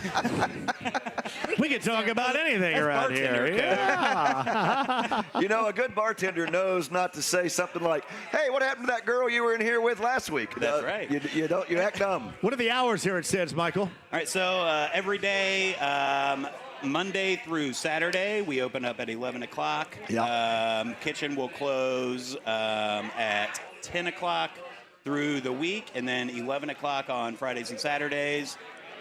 We also offer a late night menu every night of the week, 1 hour past kitchen closing. So on the weekends. That's huge. On the weekends, you can come out And actually, I'm sorry, on Fridays and Saturdays, we offer it till 1 o'clock in the morning. Late night menu. It's a broken down menu, fried food only. Just kind of something to help out a little bit with people drinking and having a good time. Because basically people just say, give me something fried. That's what you need. That's exactly right. Yeah. You're not overthinking anything at all. Absolutely not. No. Michael. We listen to everybody, and we give them what they ask for. Thank you for having us, man. It's an thank you guys absolute so much honor for to be having here. us. Thank you. Thank you for Michael, coming. the general manager, everybody. Sid's Bar and Grill Thank you in guys very Noblesville. much. Tavern Tour Stop with Heaven Hill Distillery. Our legendary Romy is here as well. Thank you, Michael. Appreciate that. Michael's the general manager. Tell him hello at some point when you come in here. He does. He sounds good. Hey, we're going to get Rickard to load up here really quick, too, in just a second, because you guys remember Jeff Rickard. Jeff Rickard is back in town. Hey, Jeff, swing on over. Hey, Jeff, swing on over here really quick, man. Mount up whenever you can. Chris Hagan, Fox 59, Lindsey Monroe, Channel 13, JMV here, recapping last night's preseason game number 3 with the Colts and the Bengals and the performances, but also having a hell of a time at Sid's on the Square in Noblesville with a Tavern Tour Stop for Heaven Hill Distillery. Recognize this voice right here, Jeff Rickard. Is back again with us. My son just realized that this place is older than I am, and he's very impressed by that. Is he really? How old do you think you might be? You know? 120, 130. That's good. I don't know. What do you know? What are we knowing here? What do we know? I'm happy to be back working with you guys again. I'm always excited about that. I get to hang out with this guy. I mean, come on. Long. What more could you ask for? That's what I'm saying. And then Lindsey, I know. to your left right here. I'm good. You got my son on my right, Lindsey on my left. You guys in front of me. Whole gang's here. That's right. Friday night crew. All right. That's right. Some thoughts about last night? Some things we've talked about today? Anything ring a bell to you? Well, I mean, I love that Kirk Herbstreit was ready to put Anthony Richardson into the Hall of Fame in the first quarter. And ready to run him out of town with a quarterback controversy by the middle of the second quarter. It's preseason. Yeah. Like, I wouldn't take anything from last night other than it was a learning experience for the young man. So I thought it was exactly like what we're going to see more times than not. Well, this year. welcome to guys that have very little experience in the National Football League. They throw a lot of interceptions. They make mistakes. They are not on the same page as their tight ends or their wide receivers sometimes. This is what we do. And the great thing for John is, as that roller coaster goes, you'll be listening to all the fans that are ready to put him in the Hall of Fame on a Monday. Chris, and then have him cut. Yeah. That's the best part. There'll be no boring days talking about the Colts. And then put in Flacco. It's either that or put in Flacco. There's going to be zero in between here. Yeah, it'll be, and there are going to be moments like that, like we saw last night, not just from game to game, but from series to series. And you have to be ready, as we talked about before. If you're a Colts fan, I know you want to win now, but you have to have a little bit of patience because all those speed bumps he was supposed to hit last year, he didn't get a chance to. I will tell you guys this. As a young man growing up in Denver, Colorado, I was there as a fan and growing up there in Denver when John Elway was a rookie. And within the same half, John Elway would do things where your jaw was hanging on the ground like, oh, my God, this is going to be the next 20 years of greatness, followed by 3 consecutive interceptions. It was always there. It just took a minute to sculpt and refine and get to it. You know, Patrick Mahomes was in the middle of his second year when he really finally got a start and got rolling. He had a chance to practice every day for a year and a half, to play in some preseason games, to do some things. And he's ultra talented, right? It doesn't always work out that guys are just on fire from the word go in the National Football League. It takes practice and reps, right? And I feel like overall, if you look at the shape of all of the teams in the NFL, there are a handful that are secure with their roster and their starters and starting quarterbacks. They think. Yeah. I think overall, the Colts are in a really good spot. Finally, we're going into a season where we're confident that we know he could be good. I mean, the past several seasons, prior to getting Anthony Richardson on the team, it's like, I'm not confident. I didn't know if the team's even doing. Well, it's interesting because the two teams I think right now that are kind of building themselves the same way are the Colts and the Chicago Bears. You look at what Chicago's done. They brought in Aaron Jones to run the football. They picked up DJ Moore a couple of years ago and have since drafted Caleb Williams, and they just keep adding really high-quality personnel around him, right? You look at what the Colts are doing now. They've got Jonathan Taylor, who they're happy with. Just got to keep him healthy. I loved his little helmet last night, too. Did you like that, John? Yeah. Oh, yeah. There was nothing better than the little the little cap that The they cap bring in they put over on the- it. I like it. I wish they all did. Makes Right. me feel like they're all safe. That's good. But and then you look at Michael Pittman, and I think Josh Downs is going to be a terrific wide receiver. Yeah. And we see AD, who's playing well right out of the gate. Tight end is a little bit of a question mark, but for the most part, there's a lot of weapons around this young quarterback, right? So as he's growing, maturing, learning, he doesn't have to shoulder the load himself. There are a lot of places you can go. And I think what was nice about that first drive last night is you saw what it could be, right? Quick decisions, got the ball out of his hands very quickly. Receivers ran precise routes on that first series. So at least we've seen something that could be. We know it's there somewhere, right? Yeah. I think we're all screwed, Jeff. I don't know about The problem is. What do you think, Hagan? I think no matter how good he is, look how many other established star quarterbacks there already are in the AFC and in the division alone. I mean, Josh Allen, Mahomes, Lamar, Stroud, they're not going anywhere. I mean, in the division. But are we sold that Stroud is going to have the same year this year that he had last year? I tell you what, he's not going to. Do you think this year, if you had to bet on it, you think Richardson would be better than Stroud this year? No. But my point is, I'm looking 5-7 years down the road here. Well, right? he's in his second season. I mean, who's the oldest out of that group? Is Lamar the oldest one? Oh, the one out of the in the AFC. So, yeah. I mean, Burrow. Forget about Burrow. Like so many stud quarterbacks. Herbert going to be reinvented perhaps with a new coaching staff. But I will tell you this: if he can figure out the football mental part, none of those guys have his athleticism and physical ability. None of them. But that's that like, doesn't mean mean he's going to be a great quarterback. Like, look at the skills Jamarcus Russell had. He could throw the ball 75 yards. Jamarcus he had trouble upstairs from the word go. Did you really bring up Jamarcus Russell in comparison with Anthony Richardson? No, I said that just having all these amazing raw You're skills. going to give everybody on the air a heart attack. Earlier, I said he could be the next Patrick Mahomes. Well, I'm saying we don't know right now. No, you're right. That's and we were 100%. talking about differences, and everybody's got their difference in their backgrounds, right? You look at someone like a John Elway going back. His dad was a revered high school and college football coach. Jack Elway, that he grew up in the film room with from the time he was 8 years old. So his understanding of football, and even he struggled as a rookie. Right. Because people forget, the National Football League is made up of the best players in the world. And now he's playing against guys with 3, 5, 7, 9 years of experience, and they're in their huddle going, watch what we do on this play. He's never going to see this one coming. They'll bait him into doing something that he's never seen before. They'll be right there waiting. They'll go in for a pick six, but he'll learn from that, and hopefully the measure of him is how does he adjust to that stuff. That's what happened to him on that pick six. He was set up, and the guy was like, guess what? Here I go. That's probably the easiest pick six you'll ever see, too. No, it was, yeah. I mean, it was right to him. Yeah. Well, right to him 7 yards doesn't later. hurt when you're boom. on the 12-yard Yeah, line. you're right to it. You know what's funny is I know you got to hit a break, but that very first Pagano-Andrew Luck game, it was at the Bears, and Jarrell Freeman caught a pick six when he ran like 6 inches. He stepped right in front of it, took a step, and it was a pick six. So, yeah, those are the moments where you're like, ouch. The quick thing, and I'll get it over quickly, one of the biggest perception problems that Anthony Richardson has right now is he's following essentially, I know there's a lot of guys in between, but in everybody's fans' minds, he's following Peyton Manning and Andrew Luck. Right. That's tough to follow. See, I view it differently. I think people in their mind have all the examples of failures. Charlie Whitehurst?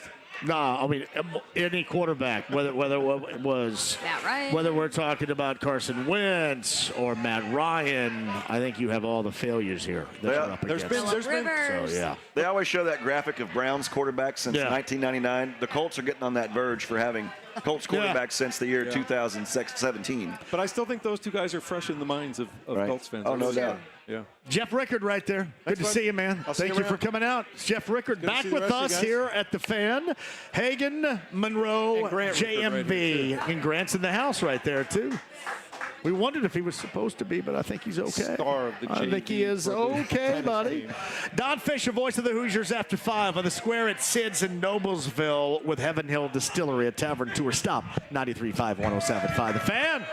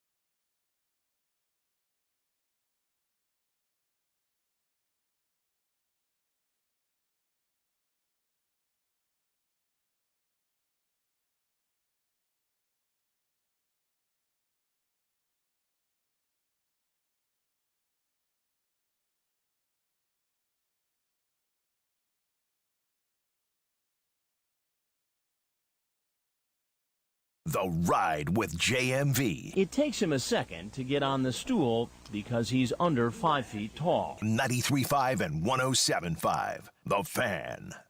Slovis will run it with Felton. Felton with a big run, right side, first down and more. There he goes. He's going. 20, 10, 5, touchdown. Demetric Felton, a 40-yard gallop to salt away the game. And the preseason for the Colts, it's going to end in a win. It's 26-14. Demetric Felton to pay dirt. It's Matt Taylor, voice of the Colts, and Joe Rice with a woohoo in the middle of that right there, the former offensive lineman. And live at Sid's on the Square in Noblesville, a Tavern Tour Stop. Thank you for joining us. Chris Hagan, Lindsey Monroe, 59 and 13, respectively. Chris, are we having a good day? By the way, too, you've got big plans tonight, don't you? Big plans. Glass Animals. Glass Animals. I've never heard of them. Ruoff. Yeah, you have. I don't think I have. Sometimes all I think about is you. Oh, that's good. Late nights in the middle of June. Heat waves been. Yeah, you know the jam. I have no idea. Play it as a bump back when we come back next Can you time. do that for us, James? Glass Animals? Yep, the song gotcha. that Heat waves. they were just Do they singing? have any other song than that one? I would sing them, but I would sound even worse than Mike Wells on a Friday. Do they open up for anybody, or No, they're they're headline. standalone? I saw them last time. They were at Old National, and it went so well. Now they're at Ruoff. Huh. Who opens up for them? What am I, the stage manager? I don't Asking. know. Is this going to be a packed joint tonight? I'm curious to see, because I didn't know they were going to such a big venue from having played. They played in the main stage at Old National. What's that big room called? The Egyptian room? The Egyptian room. Yes. That's, Just the Raw Theater. Yeah, the theater. Oh, yeah. So that was Yeah. sold out. So I want to see how many folks are there. And I know some people that are going. It's not just me. And I'm sure there's some people out there that. Yeah. I got you. So it'll. Yep. Lindsay's doing some research for us via the World Wide Web. Opening it. So yeah, I think it's gonna be a great show. I think they're kind of a. I don't know if they're an outdoor. Do you understand there's a difference between what you think would be an indoor band and an outdoor band? I don't know. That doesn't make any sense to me at all. Just the way they dress and kind of their stage, and it's not like a. Can they wear shorts? It's not like a Chili Peppers were an outdoor band. You know what I'm saying? But they're also an indoor. I don't think these guys would be wearing shorts. These guys we're going to see tonight. I don't know what the hell you're talking about right here. There's I don't think that somebody makes out any there sense. that knows the difference between an outdoor band and an indoor band. I don't think that makes any sense at all. Would Jimmy Buffett have been an indoor band or outdoor band? I think Parrot Heads would go watch him if he played in an outhouse. I know, but if you're out there, Especially with, if he's still you're alive. out there with Yeah. shorts and no shoes on, that makes more sense outside to me than inside. Although I am from Mississippi, like Jimmy Buffett was, so Yeah. maybe that makes I don't more know. sense. I think to your me. analogy kind of fell flat right there. It wasn't an analogy. It wasn't. Do you know what an analogy is, probably not. or a microcosm? No. I'm going to get you with A thesaurus. micro analogy in a dictionary. Your Indiana State education has paid dividends. 3 preseason games tonight: Jaguars, Falcons, Dolphins, Buccaneers, 49ers, and the Raiders. I think 2 of those tonight are actually on NFL Network. Jaguars and Falcons and 49ers and the Raiders as we get ready to close down. Jaguars. Close down the preseason. Colts a winner last night, but lots of questions regarding the quarterback, the offense moving forward, and now, as Chris Hagan accurately said, 16 days until the start of the regular season. All right, Don Fisher on the other side, the voice of the Hoosiers, was a little put off because last week we went to our table. We thought you were going to go, and you did not show up. I didn't say I was coming. I'll address this with Don Please do. personally. Yeah. But I had spent 3.5 hours in Mooresville getting my car worked on. Then I went all the way back to the north side, and I didn't feel up to the task of driving all the way to Not Bargersville. up to the task. Well, we'll put that to the test with Don Fisher coming up next. Your thoughts too at 239-1070. If you want to jump on board, you can. And we've got me with the Colts coming up here in the 6 o'clock hour as well. So stand by for that. All you need to know going into your weekend, and a Tavern Tour Stop to boot with Heaven Hill Distillery. Sid's on the Square in Noblesville. 93.5, 107.5 The Fan.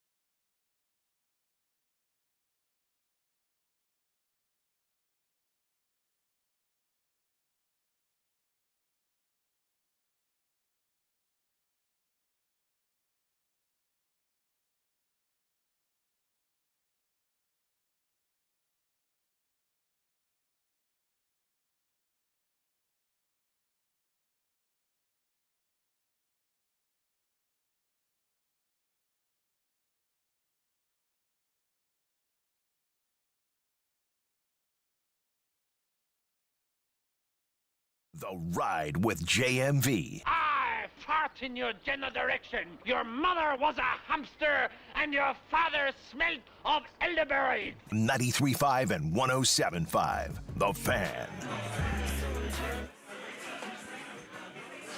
Now talk it up, Hagan. Let me hear the vibe right here. The vibe? Freaking meow. Everybody knows this song. I have never heard it in my life. That's not a surprise. This song was way overplayed on Top 40. Wait for him to do a little. He does a little freestyle right here. Is this Bieber? No, it's Glass Animals. It sounds like Justin Bieber. Hey, Bieber wishes he was this talented. Hey, I bet the second best DJ in Indianapolis, Dave Smiley, has played this before. The second best DJ. Doesn't that sound like an inside band? It does. Thousands of times. So I found the opener, Kevin Abstract. Oh, he's really good. Just his name, Kevin Abstract? That's the name, yeah. I'm going to need to see a driver's license. I don't think that's his real name. He does a song with Lil Nas X called Tennessee. That looks like his Tennessee. popular. That's Arrested Development to me. Hey, we're at Sid's on the corner here of the square in Noblesville. Tavern Tour Stop with Heaven Hill Distillery. Chris Hagan, Fox 59, Lindsay Monroe of Channel 13, and our good friend who hopefully is going to give Hagan a lot of crap for the no-show last Friday at our table. Down in Bargersville, the voice of the Hoosiers, Don Fisher, with us. Hello, Don. How are you? I'm good, John. How are you doing? Well, I'm sitting next to the no-show artist last Friday. A no-show is someone who agrees to go somewhere and then doesn't show up. I said I wasn't coming. That's not a no-show. That's a polite non-RSVP. What do you think, Don? I think it's BS.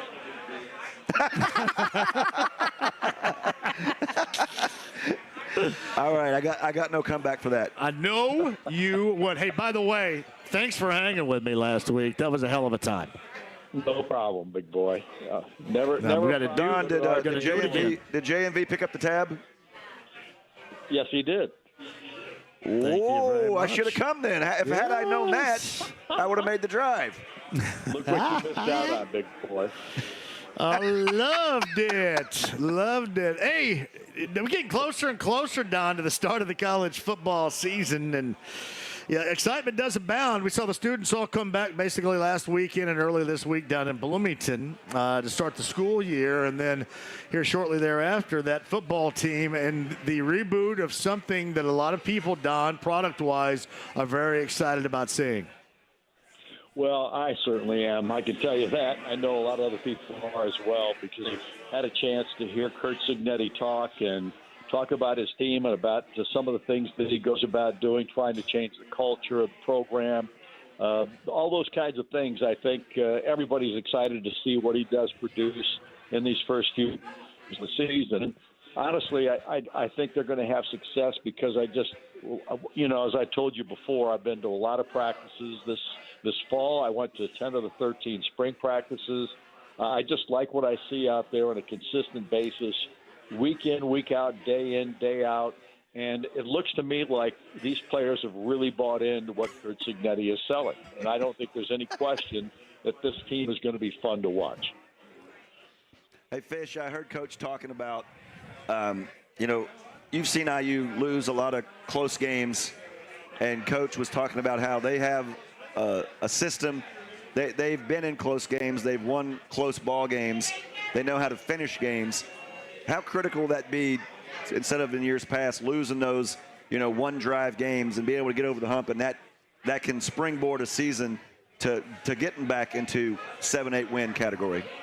Well, I think that's a real key. There's no question, Chris. I think this ball club hopefully they transition into what Coach Cignetti has talked about and finding ways to win these close ball games, because they had 6 or 7 of those last year, and they just couldn't win almost any of them. And it was a struggle for them throughout the season. Because of that, they won only 3 ball games. And without question, if Indiana's going to be successful, that kind of mentality, or at least the mentality that Curt Cignetti is talking about, has to be implemented, and it has to change this program. And if it does, I think we're going to see a lot of success. And the question is, does everybody buy in? Well, he's got so many of his own players from James Madison that joined him to come to Indiana, 13 in total. That's a ton, and those guys have helped change the culture at IU and change the thinking process of a lot of these players. And a lot of the other players that are on campus and that are playing and are guys going to be in the two deep are a lot of other guys from other schools as well. So these guys all came here with the same thinking process that something could change big time at Indiana University. And we're going to find out if that's going to be the case because of what I've been able to see and listen to and watch throughout this fall and in the spring this past year. John, I'm just kind of looking at the schedule for IU going into the next couple months here. How do you feel the Hoosiers are matched up against other teams in this new Big Ten? Do you feel like it's a tough schedule? Do you feel like there's a lot of winnable games? How do you feel the schedule looks? Well, I think the schedule really plays into Indiana's favor with 8 home games this year. That's one of the keys. You're playing at home, and that's always a critical factor, especially for Indiana football. They've got 3 games in non-conference play against Florida International, Western Illinois, and Charlotte. All of those are very winnable football games, and my expectation is that they'll win all 3 of those games. Their first Big Ten game is after the first 2 of FIU and Western. They play UCLA on the road. That'll be their first road game of the season. That'll be a tough test. How do you deal with the travel that's involved in a new Big Ten conference, going to the West Coast to play? And how do they handle that? And then, of course, UCLA is a little bit unknown, too, because Chip Kelly left there and obviously went to join Ohio State as the offensive coordinator. And they've got a new football coach and obviously a new staff. And all of those things play into it as well. So we'll just have to see. But I think those first 4 games are critical in the sense of how people view Indiana at this point. If they can win all 4 of those ball games, they play Maryland after that and Northwestern on the road. Those will be 2 tough tests, but they'll still be in the winnable category like Nebraska will be. I think Washington will be in that same category, Michigan State. Michigan and Ohio State at the end of the year with a game with a bye week in between those games. So it'll be interesting to see how Indiana plays into this season, but I do think the schedule plays in their favor. Hey, Fish, what if I'd have told you in 2019, what if I'd have said, hey, 5 years from now, the Hoosiers will be playing UCLA in the Rose Bowl? Well, it's the only way I'm ever probably going to get to the Rose Bowl, so I'm excited about it. It came true. It is funny how the landscape, and obviously you've seen so much change over the years in your time with the Hoosiers, but just in the last 5-10 years, less than that, how the college football landscape has changed schedule-wise, rivalry-wise. I mean, it's unbelievable. It truly is. There's no question about that. The conference has changed now. We're no longer divisions. It's just one big 18-team conference. You don't play everybody, and that's probably a good thing in some respects. But it's going to be interesting to see how it's all handled, and then you get into the playoff picture. I mean, college football players could be playing up to 17 games in a season now. If you get into the playoff, and then there's the further playoff into the scenario now. I think to win a national championship now, you're going to have to play 16 or 17 ball games. It's going to be incredibly difficult. It's Don Fisher, voice of the Hoosiers on the Andy Moore Automotive Group hotline. You brought up something that I find interesting, and nothing's easy about this. I'm not trying to suggest that it is, but when you bring in, via the transfer portal, a lot of your guys, and you mentioned the buy-in, guys that you know have already bought in and you trust to do that here, that is an edge that, obviously in recent history and going back years, we would have never thought about or you would never had. And I do think when you brought that up, that is a good thing for Curt Cignetti and this IU team. One of the things that's certainly worth noting. Well, I do think that's the case, John. I really think that the kids have bought in primarily because he brought 6 of his coaches from James Madison, and then he brought in 13 players from James Madison, all of whom have already bought into Curt Cignetti. all believe in his system, and the way he goes about his business out there, and they believe in what he is able to do as a coach and to get them to do as a coach. So I just think I've seen a lot of that, and I watched their scrimmage, or not a scrimmage necessarily, but their practice last night. They had a night practice down in Bloomington. The energy level was tremendous. And the defense that we've all been a little concerned about going into this season, they looked terrific last night, and they've looked really good the last 3 or 4 times that I've watched them practice.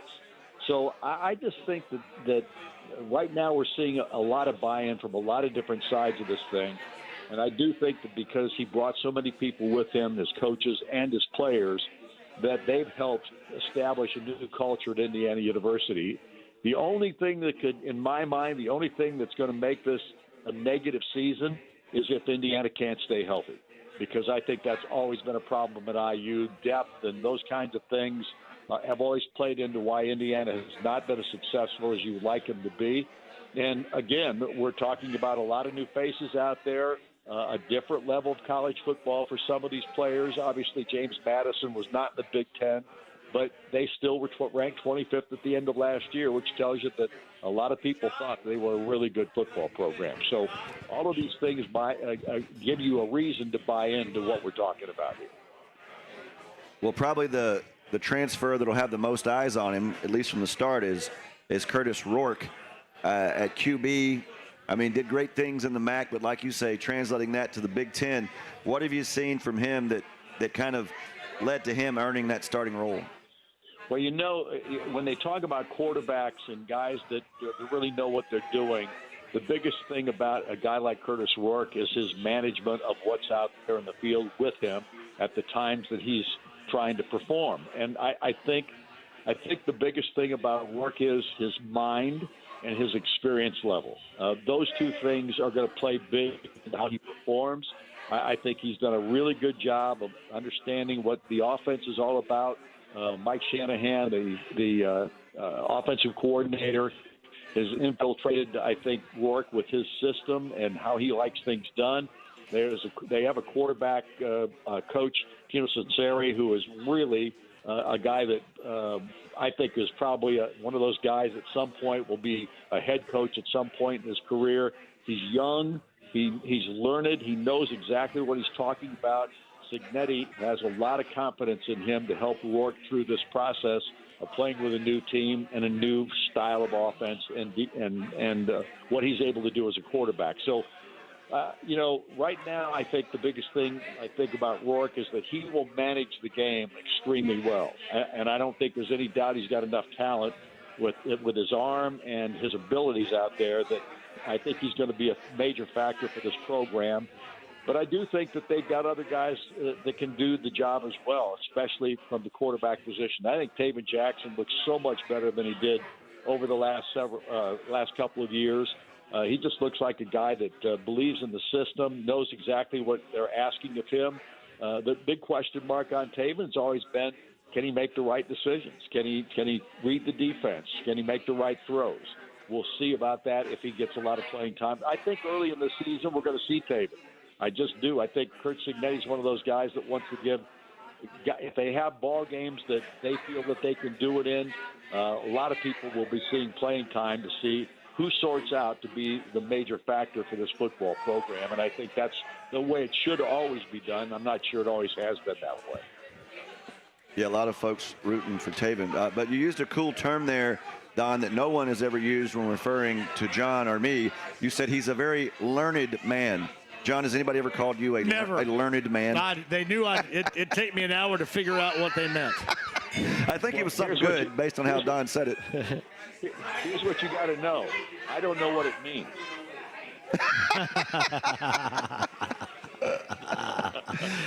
I feel good about it. Hey, Don, we were talking last week, obviously, about Donovan McCullough. He was on with me, and we were talking about being challenged by his head coach, Curt Cignetti. But you brought up Omar Cooper. What have you seen so far in the practices, and compare him to what he was to what you've seen to this point? Well, I watched him last year, and I thought Omar was a good receiver. I thought he made tough catches. The difference in him this year compared to last year is that he's not only making the tough catches, he's doing it every day, and he's doing it consistently. He has made, I think he's made, in his ability out there, I think he's made these coaches believe that he can make any catch that's feasible. He made another one last night, even though he was out of bounds. When he was out of bounds, he made the catch, but he made it. He basically turned in midair. He had to turn to his other shoulder in midair and made the catch, even though he was out of bounds when he fell to the ground. But he just amazes me of how many good catches he makes and tough catches he makes. He's made tremendous improvement, I think. And I do believe that they've got another receiver that I haven't talked about that much. Elijah came from James Madison. He is a kid that stands in there at about 6'2", 209. He's a junior. And I'm telling you, he doesn't drop anything either. And those two guys have really impressed me. Donovan, of course, was best receiver last year. And obviously, Netty's been on him pretty tough here in the preseason and spring ball as well. And obviously, I think if Donovan continues to say he likes being coached hard, there's no doubt that Signetti will apply the pressure because he has been on him quite a bit throughout his last several months. And I think Donovan has gotten better because of it. But at this juncture, those other two guys have stood out to me.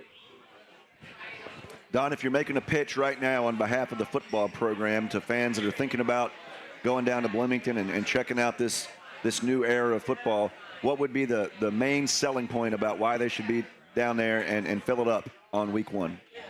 Well, because I think we have a coach and a coaching staff and a bunch of players that really believe. They have started to believe in this program, and I think you're going to see it, especially here at the outset of the season. And again, in my mind, the only thing that keeps this team from being as good as we've projected them to be throughout this year is the injury bug. And that's what I'm concerned with most, because we're not as deep as you have to be to play in the Big Ten Conference. It's that simple. And injuries will play a factor if Indiana cannot perform up to what we've seen here in spring practice and the fall as well. It's Don Fisher, voice of the Hoosiers, on the Andy Moore Automotive Group hotline, and not too bummed about Hagan blowing us off last week at our table. Are you going back down there tonight? No, not tonight. I'm going to go see Center Grove play football. Center Grove and Westfield down there. Say hello to Laney Lou. My daughter's going to be running around there somewhere. So, yes, there's Don Fisher over there. Yes, I will. And then normally she's with us, as you know, on these Fridays, Gina Glaros of Channel 13, who shows up with us on location when Lindsay Monroe was, I think, going to be there as well. So, yeah, Don. Very cool. And good for you. It's not going to be very warm. So you'll feel good. Not going to be hot at all. Well, I've been to a lot of football games at the high school level at this time of year, and I've never been to one yet that was cool. No doubt. This is what a great matchup in week number 1 too. I said this to Bob Lovell a little bit earlier. I love it when teams go out and really don't know a great deal about your team at the high school level, and you go out there and you just challenge them in week number 1 to see where you are like that. I like that a lot. Well, there's no doubt that Center Grove has been a powerhouse in this state for a long time. Eric Moore has done a remarkable with the program for many years now. And the neighbor across the street from us, Brady Weber, plays for Center Grove now, and we're going to go see him play tonight because we won't get much of an opportunity the rest of the year because my son Scott has got a football program that he started, that he is coaching now in the second year at Edgewood down in Ellettsville. So I won't be able to see too many more. My boy Brady play. Edgewood Mustangs. You got that right. Hey, it's funny. I'm going back and forth as we're talking right now with Carson Steele, who is pretty good at Center Grove in his own right and is making his mark in the NFL as a rookie with Kansas City, which is good to see. You talk about having a hell of a high school career. That kid did. Yep, there's no question. He was a talent. He was a man among men when it came to his running back position, and he is proving it in the NFL as well. So it's obviously we feel great about his success. You got it. Hey, tell everybody down there. I'll send Elaney over to find you during the game. Bug you a little bit. Talk to you about music and stuff. I'm sure you'll love that when you're trying to watch the football game. So we'll do that. Not a problem. See you, buddy. You got it, buddy. Thanks, Don. See you, Fish. You bet. Bye, guys. Don Fisher, voice of the Hoosiers on the Andy Moore Automotive Group hotline. The 31st. You know, Florida guys, International and IU. You guys invited me to Bargersville. I invited Fish a couple of weeks ago to go see the Eagles in Las Vegas at the Sphere. Yeah. So I think my invite is far more encompassing and exciting than hanging out with you, even if you did pick up the tab. That is, I did. Did he run up the tab? Did he run up the tab? I think it ended up being. I think we between us did about 140, something like that. Not bad. That's 120. Not bad. I like to hear Fish, like his voice is so I didn't great. eat, though. I drank. I like to hear Fish like talking, just like to hear Fish ordering off the menu, just to hear him ordering in his Don Fisher voice. That to me, I love stuff like that. All right, first time we're at Sid's here in Noblesville. Lindsay Monroe is with us, Chris Hagan with us. First times here for both? Oh no, I've been here many years. Oh, have you really? I sing almost every Tuesday. I do karaoke here. So I thought they're going to start charging money for that now that they know you're here. What do you sing? I do country. I do a lot of Lainey Wilson. I do some Lady Gaga. You know what? Next week, John, you and I will come here and we'll sing Sometimes All I Think About Is You. Late night. There was almost an incident on air. Lindsay almost choked on a tater tot. She was so excited. They looked so good. And it was halfway down, and there was some trouble. She struggled with the tots but right there? she bounced back in fine fashion. No. A true professional. It was the lemon. Have you ever sneezed or hiccuped or, like, done something on air? Like, I haven't. knock on wood, neither have I. I hyperventilated I'm on sure air I've once. coughed. Well, usually, like, you can feel a cough coming on, and so you kind of, like, look at your floor director, and you're like, throw it to them, throw it to someone else. I got to get off the air. That happens. We're human. I felt the sneeze one time, and somehow I staved it off. But you know that day's coming. And you don't want to do anything on air because in this day and age, if you look stupid, everybody's going to see it. It's always going to be in the middle of, like, the most serious thing you're ever in your life going to be talking about. And it's like, oh, and then you have to, like. You'll be like, that's been upgraded to a tornado.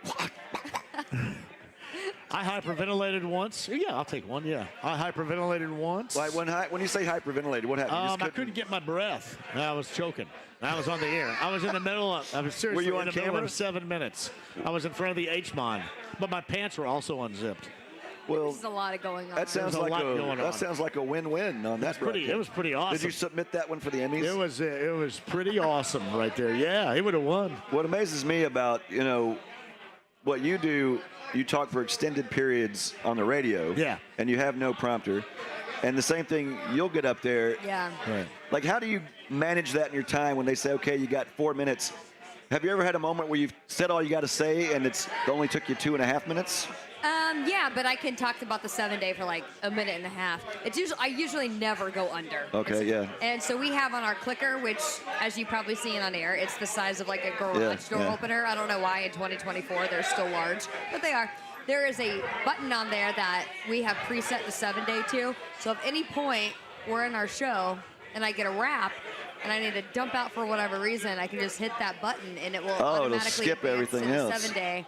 Which I use often because I overproduce. I tend to overproduce. Have you ever seen a guy named Dallas Raines? He does weather in Los Angeles. Yeah. He is the greatest forget just weather, broadcaster, period. I'll have to send you a link. He is tremendous. And he has this cool thing, like he'll point somewhere to the map and like a line will follow his finger. Have you seen this technology? We can can you do that? It's a little gimmicky to me. It's cool. Well, maybe you're no Dallas Raines. Okay, Lindsay. There's also a guy who he will pick a song and then he will include those lyrics in his weather forecast. It's all over TikTok. The kids love it. Some of the things I don't think he knows what he's referencing. Like he did a song about cooking things in a crock pot. And I'm like, I don't know if we should be using some of this during the morning newscast. It is because it's really fun though. It's entertaining. That's what television news has become, like entertainment as well. You have to have You have to have some. People have to, because I can look at my phone and get the weather. Like, why am I going to watch you? I can look at my phone and get my sports. Why am I going to watch Chris Hagan? Well, I'll tell you why people watch me versus like a male. They want to see what I'm wearing for the day. Right. Like, what color am I wearing? That's Am I what they wearing did for me, too. sleeves? And I wore the same damn thing. They want to see if your fly's I'm undone. showing up to work with my pants undone. I know. You want to see my pants? Hey, by the way, we should mention this because obviously Lindsey Monroe from Channel 13, and I know that he's competition, and you guys have a Friday night show, but this is the final Dave Calabro High School football. His whatever the hell farewell you tour. call it. Yeah. The farewell tour. Hey, it's Friday tonight. Check it out. Yeah, the Run Kylie. Calabro is an institution. And unlike maybe some news people, like sports people, we all get along. We go on road trips. You know, that's the only The people. weather people get along too. And so we're all in the same boat. And so it's amazing the run he's had, and to see that.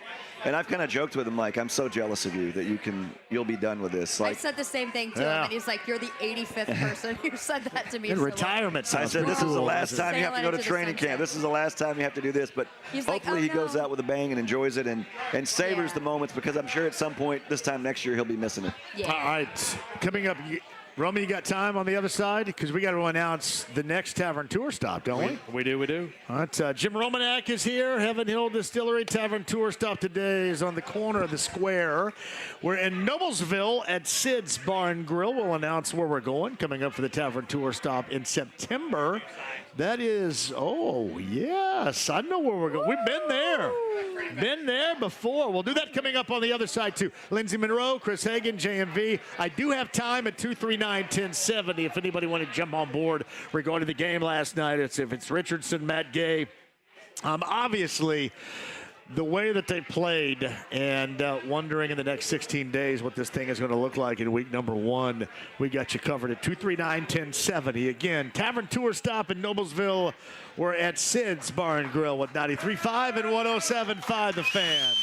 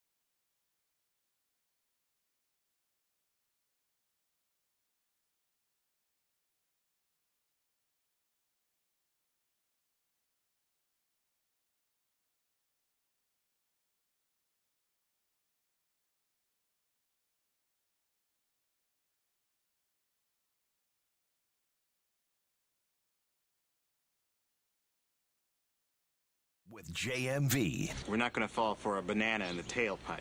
You're not going to fall for the banana in the tailpipe? It should be more natural, brother. It should flow out like this. Look, man, I ain't falling for no banana in my tailpipe. 93.5 and 107.5. The Fan. Sid, Square, Noblesville. I'd love to see him. We're going to hang. I'm going to go upstairs and check out what they got upstairs here whenever we're done.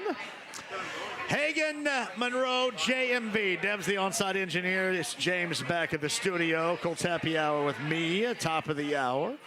Colts win the preseason game number 3. Anthony Richardson and the Colts, their initial drive was outstanding. And then not so much. A pick 6. Yeah, some misses, some egregious misses, some drops from receivers. And as I explained at the outset of the show, a lot of what you need to be getting used to, because that is what it is going to look like with this particular project. By the way, shout out to my man Jason Hofstad's over there. The Bob and Tom Show is in the house. Jim Romanek is here. Romy is with us. Hey now. Where's Tom? Is Tom out? Oh, Tom's sleeping right now? Come on, Griswold. I thought he had like 9 kids. Hofstad's a stud. You know that show wouldn't be doing anything without Jason over there. I guarantee it. So he does absolutely everything. Everything. I love Tommy G, though. No, I think Ace Cosby's back to part of that, too, right? He is. Ace Cosby is such a stinking legend. What a legend with Ace Cosby right there. So, the voice. Shout out to the Bob and Tom Show and Jason, who was over there, too, and Tommy G, sleeping or wherever Tommy G might be. That is the voice of Jim Romanek, the legendary Romy right here with our Tavern Tour stop at Sid's in Noblesville. And what we have upcoming, this announcement for September. Here we go. Thursday, September 26th. Yes. Obviously, 3 to 6 always. We're going to be at the Bulldog. The Bulldog is awesome. And that's at 5380 North College Avenue. And here's the thing. That's going to be the first dual show. Tavern Tour Stop and Larceny Locks and Shots. Right. Larceny Locks. Luna Azul Tequila Shots. Because that's starting soon, my friend. I think, when did you just get married? Congratulations. Wendy just got married. Wendy is a long-time listener to the show right here. Congratulations, Wendy. All right. Just got married, Wendy did. Congratulations. Yes. Hey, congratulations. Wendy is awesome. We like Wendy a great deal. Thank you, guys. Congratulations, you guys. Yes, there you go. No, I'm going, hey. John. That's awesome. Yes. I broke that story when they walked in. Thanks for not noticing. Yeah, man. What? They came in. I saw them coming down the road. Well, they stopped and said I gave them a something round of here. applause. The whole bar goes crazy. You don't pay attention. But I have background to it, though. Unbelievable. All right. We're at the Bulldog. We're at the Bulldog, 5380 North College Avenue. Now, we start off before that. You know where we're going to be after Mystic Waters? Where's that? Joe's Grill, 82nd, First Larceny. Oh, yeah. And well, we're going to see them excited. all. I know now in the gang are all going to be. I know Laurel's going to be in the house there with the Thursday, JMV September takeover. 5th, my friend. That is Thursday, even awesome. So we start. So the Thursday shows start. Snap, snap, snap. We're going to be back and forth on those Thursday shows. We're going to be. Yeah. So it's coming up, brother. And then next week, I'm out with you again. Mystic Waters. And then Thursday, I'm out with you. Yes, right? we are. We're going to be at the Eagle Creek Golf Course for the Eric Medlin tournament. Which is outstanding Which right is Lucas there. State. You're going to be interviewing Tony Stewart. Antoine Brown. Yes. Morgan Lucas. Yes. So who's who over there? It's going to be a who's who of the U.S. Nationals. So. Yeah, so that's coming in as well. What they call the Super Bowl of drag racing. Yep, it's going to be a great show. Over Those in guys Claremont. have a lot of race drivers over there, man. So it's interesting to see the transition Tony Stewart's made from racing stock car to now drag racing. It's been too. incredible. Yeah. You ever stood behind one of those cars full? Yes, it is something right It there. goes isn't through your it? body. Yeah. Hit you. You could be at the opposite end of the racetrack and it could still get through you. It's crazy. Well, you know Lindsay's family. We're drag racers. Or drag very racers. nice. Yeah, Yes. we'll be out there very the whole cool. time. You know who else is a drag? And last week he was on the show, Devin Mockabee, Yeah. running back for the Purdue Boilermakers family. Did you know, were you aware that they were drag racers too? I wasn't. No. I learned something. That is Amazing. pretty cool right there. So, yes. Yeah. You know, I love our listeners. Your listeners are the best, man. They are fantastic. You got aren't they? Ike's playing that at September 5th at Joe's. Oh, is he? Oh, that's Big Kells up in there, man. And then I he's dig playing. that. It's going to be his 29th year playing at the U.S. Nationals. Wow. It's Kelly Eisenhower. Yeah, Kelly Eisenhower. I we should love say. Ike. Yeah. Now, do we know we're at Mystic Waters Campground next Friday and Saturday for this show next Friday? Yep. And I know that Lindsay's coming. I know that Gina's coming. Hagen, I'm sure, will be there as well, and a cast of many.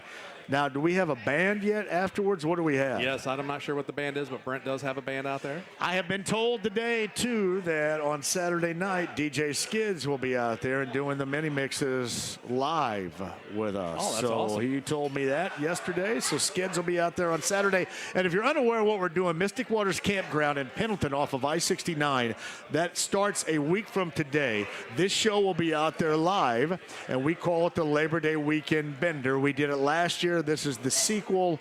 So basically what happens is we stay the entire weekend out there. There's a cabin. There are many cabins, but I have a cabin, and we're all staying out there. We do this show, and you said a band you think is coming? I believe Brent has a band. The band coming. Holy always has something set up. Then the JMV Takeover on B1057 Saturday night is going to be live there. Yep. So lovely Sarah wants to do a segment with you. Yeah, it's going to be fun, and she can, too. I know Lindsay and Gina's going to be out there the entire weekend, too. Can't wait. Oh, it's going to be awesome. First time? It is going to be It'll wild. be my first time out there. I've heard so much about it. Oh, I had this on my calendar. Hagen, you going to make it? Is this going to turn into like a Friday the 13th type situation? Are you going to? Yep. Only fun. Are you going to snap? Those movies were always fun. Only the to a good point. stuff. It would be a great movie. Kevin Bacon was having a hell of a time until he got that arrow jammed through his throat. Yeah. So let's just have the fun part and not the hockey mask part. Think about Kevin Bacon. Well, Kevin Bacon, that was kind of after Animal House's jump start, but smoking a little weed, right? Having a little sex, and then got off like 5 seconds afterwards. Literally and figuratively. I don't know if I want to go. That was the greatest thing. No, it's not good. Yes. Friday the Kevin 13th Bacon was right in there. Animal House. Correct. And he still looks the same as he did. Yeah. That He movie's does. like I almost love that 50 movie. years old, and he's still Kevin Bacon. Exactly the He same. hasn't aged. Yeah. Who else has not aged besides me? Dick Clark never aged. Well, yeah. Tom Cruise. Well, he's dead. Tom Cruise. Tom Cruise doesn't, yeah.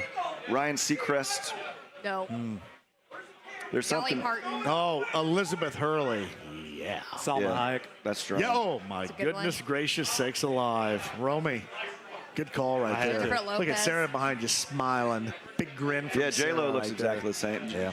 It's funny when you see people that you know and you realize how long you've known them, and they haven't aged. She just said Elizabeth Shue. Elizabeth Oh, yeah. Shue. Yep. Yeah.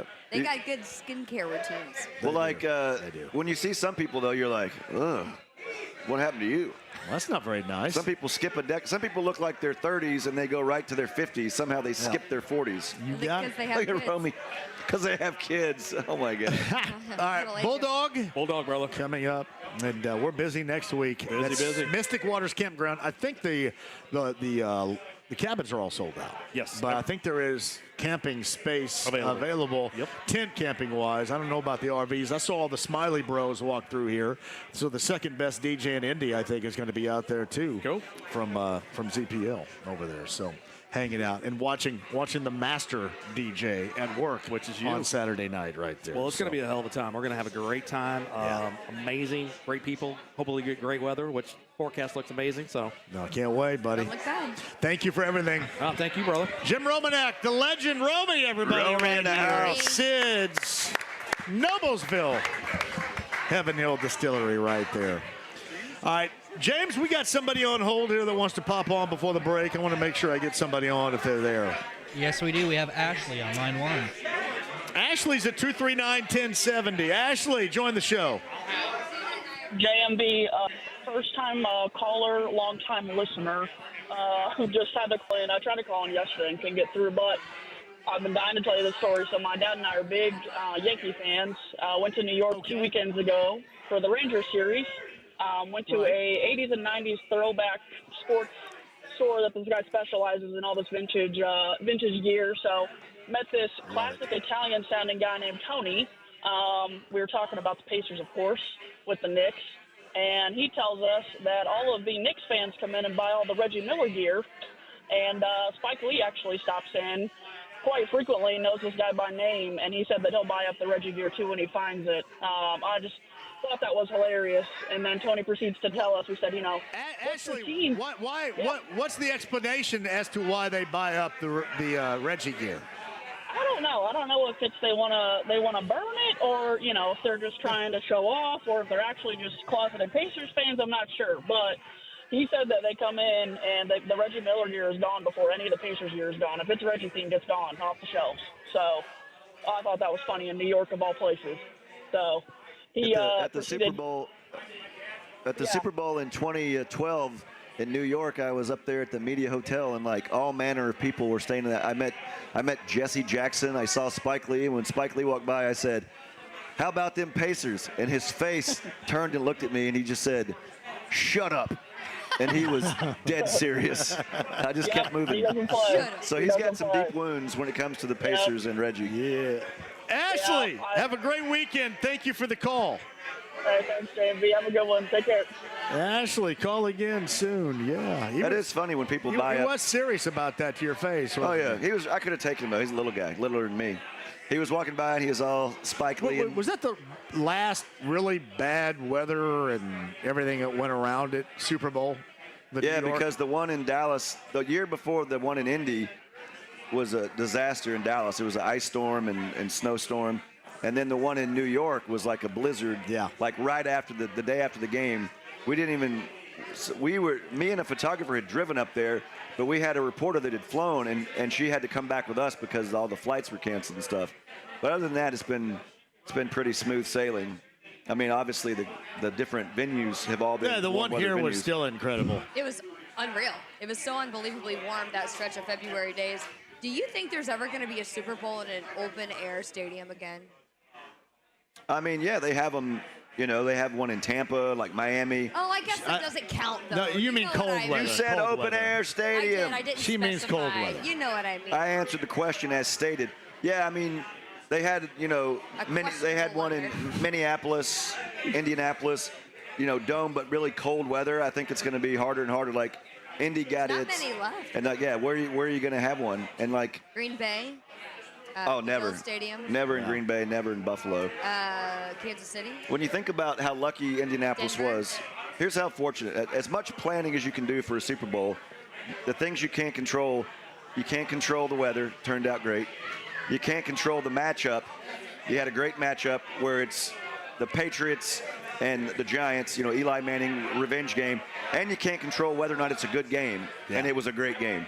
Home run, throughout, all the boxes. Drop the mic. I don't care if we never have one again, because you've set the bar of like, that was one of the greatest Super Bowl weeks. People still talk about it and rave about it. You get another one, maybe it's 9 inches of snow, and people are like, why do we have this here? This is stupid. Look at the All-Star weekend on opening day. Yeah. That weather was awful. I have said we will never get a Super Bowl again. There are way too many people now getting in line. The next time Indy will get a Super Bowl is after they replace Lucas Oil Stadium with a different stadium. That'll be the next time. That'll be it. And that's unfortunate, too, because they're deserving of it. But that will be the next time. All right, guys. Hang tight. We'll come back with you. Sid's on the Square in Noblesville. It's a tavern tour stop with Heaven Hill Distiller. We'll come back with final thoughts. Get you ready for Colts Happy Hour, top of the hour. But right now, the Harrah's Hoosier Park race of the day. 50-50 in betting and dining to the winner. This is how it goes.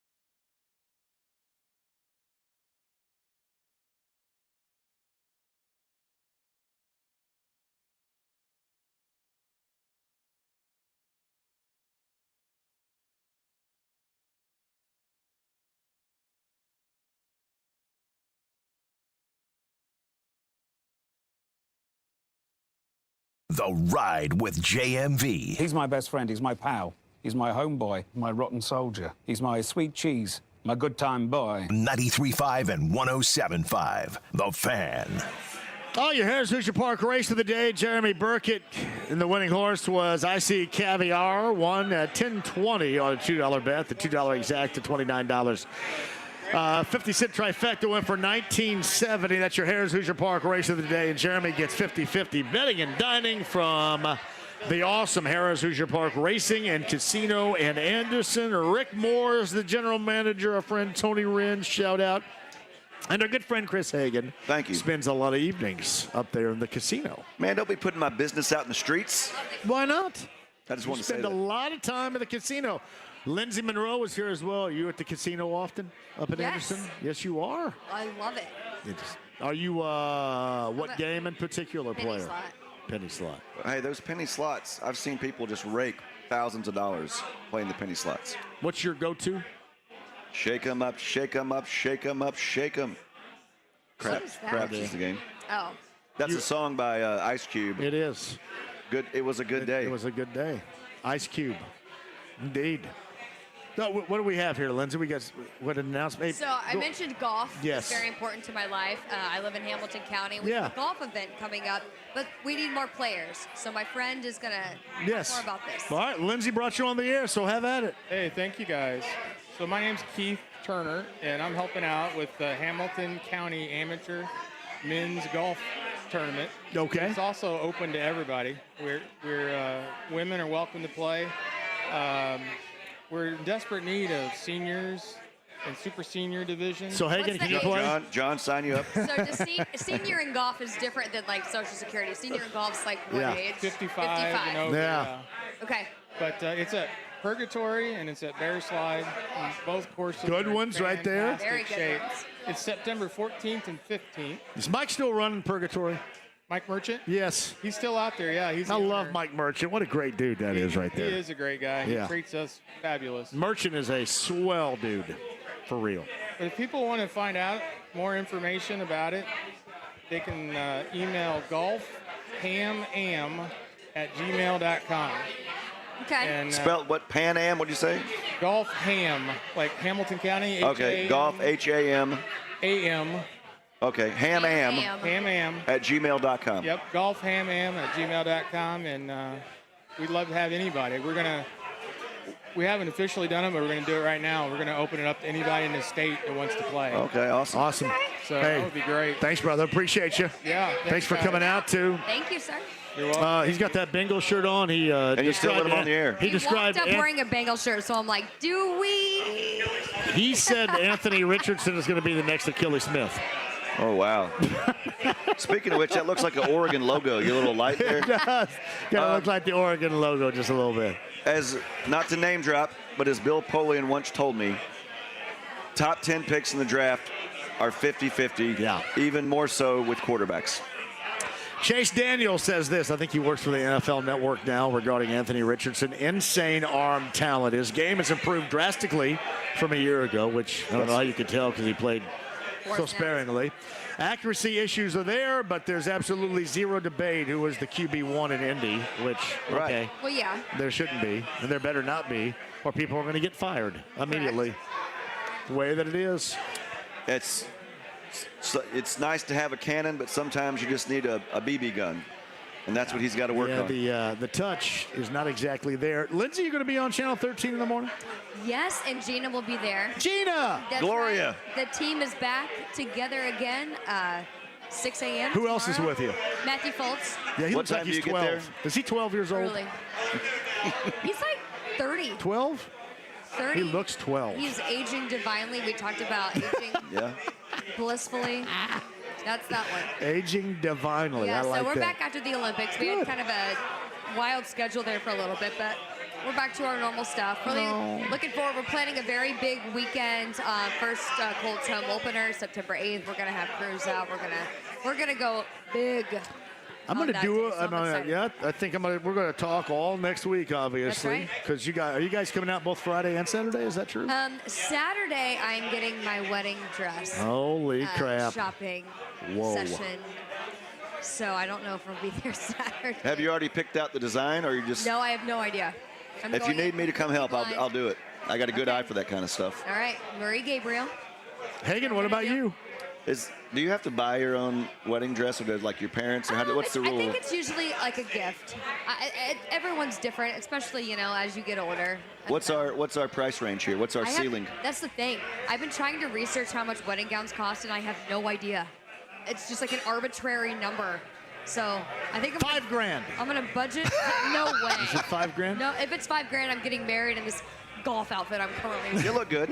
Jeez. Blue Zone, CBS 4, 11:30 Sunday morning, and then me and JMV Sunday night, 10:35. You know I do that in my underwear. You should. I do. It's cheap. It helps the ratings. It does. They dig. You kind of watch this. The guy's talking sports in his underwear right here. It's every woman's dream. I love Lindsay Monroe. She's awesome. And they're whitey-tighties. Lindsay Monroe, Channel 13, Chris Hagen, Fox 59. I'll be with you at the top of the hour for Colts Happy Hour. Sit tight. We're not going anywhere. Sid's on the square in Noblesville with a Tavern Tour stop. It's been a fun Friday. Back with you. A lot of Colts info. That's coming up here at the top of the hour. 93.5, 107.5 The Fan. Sit tight.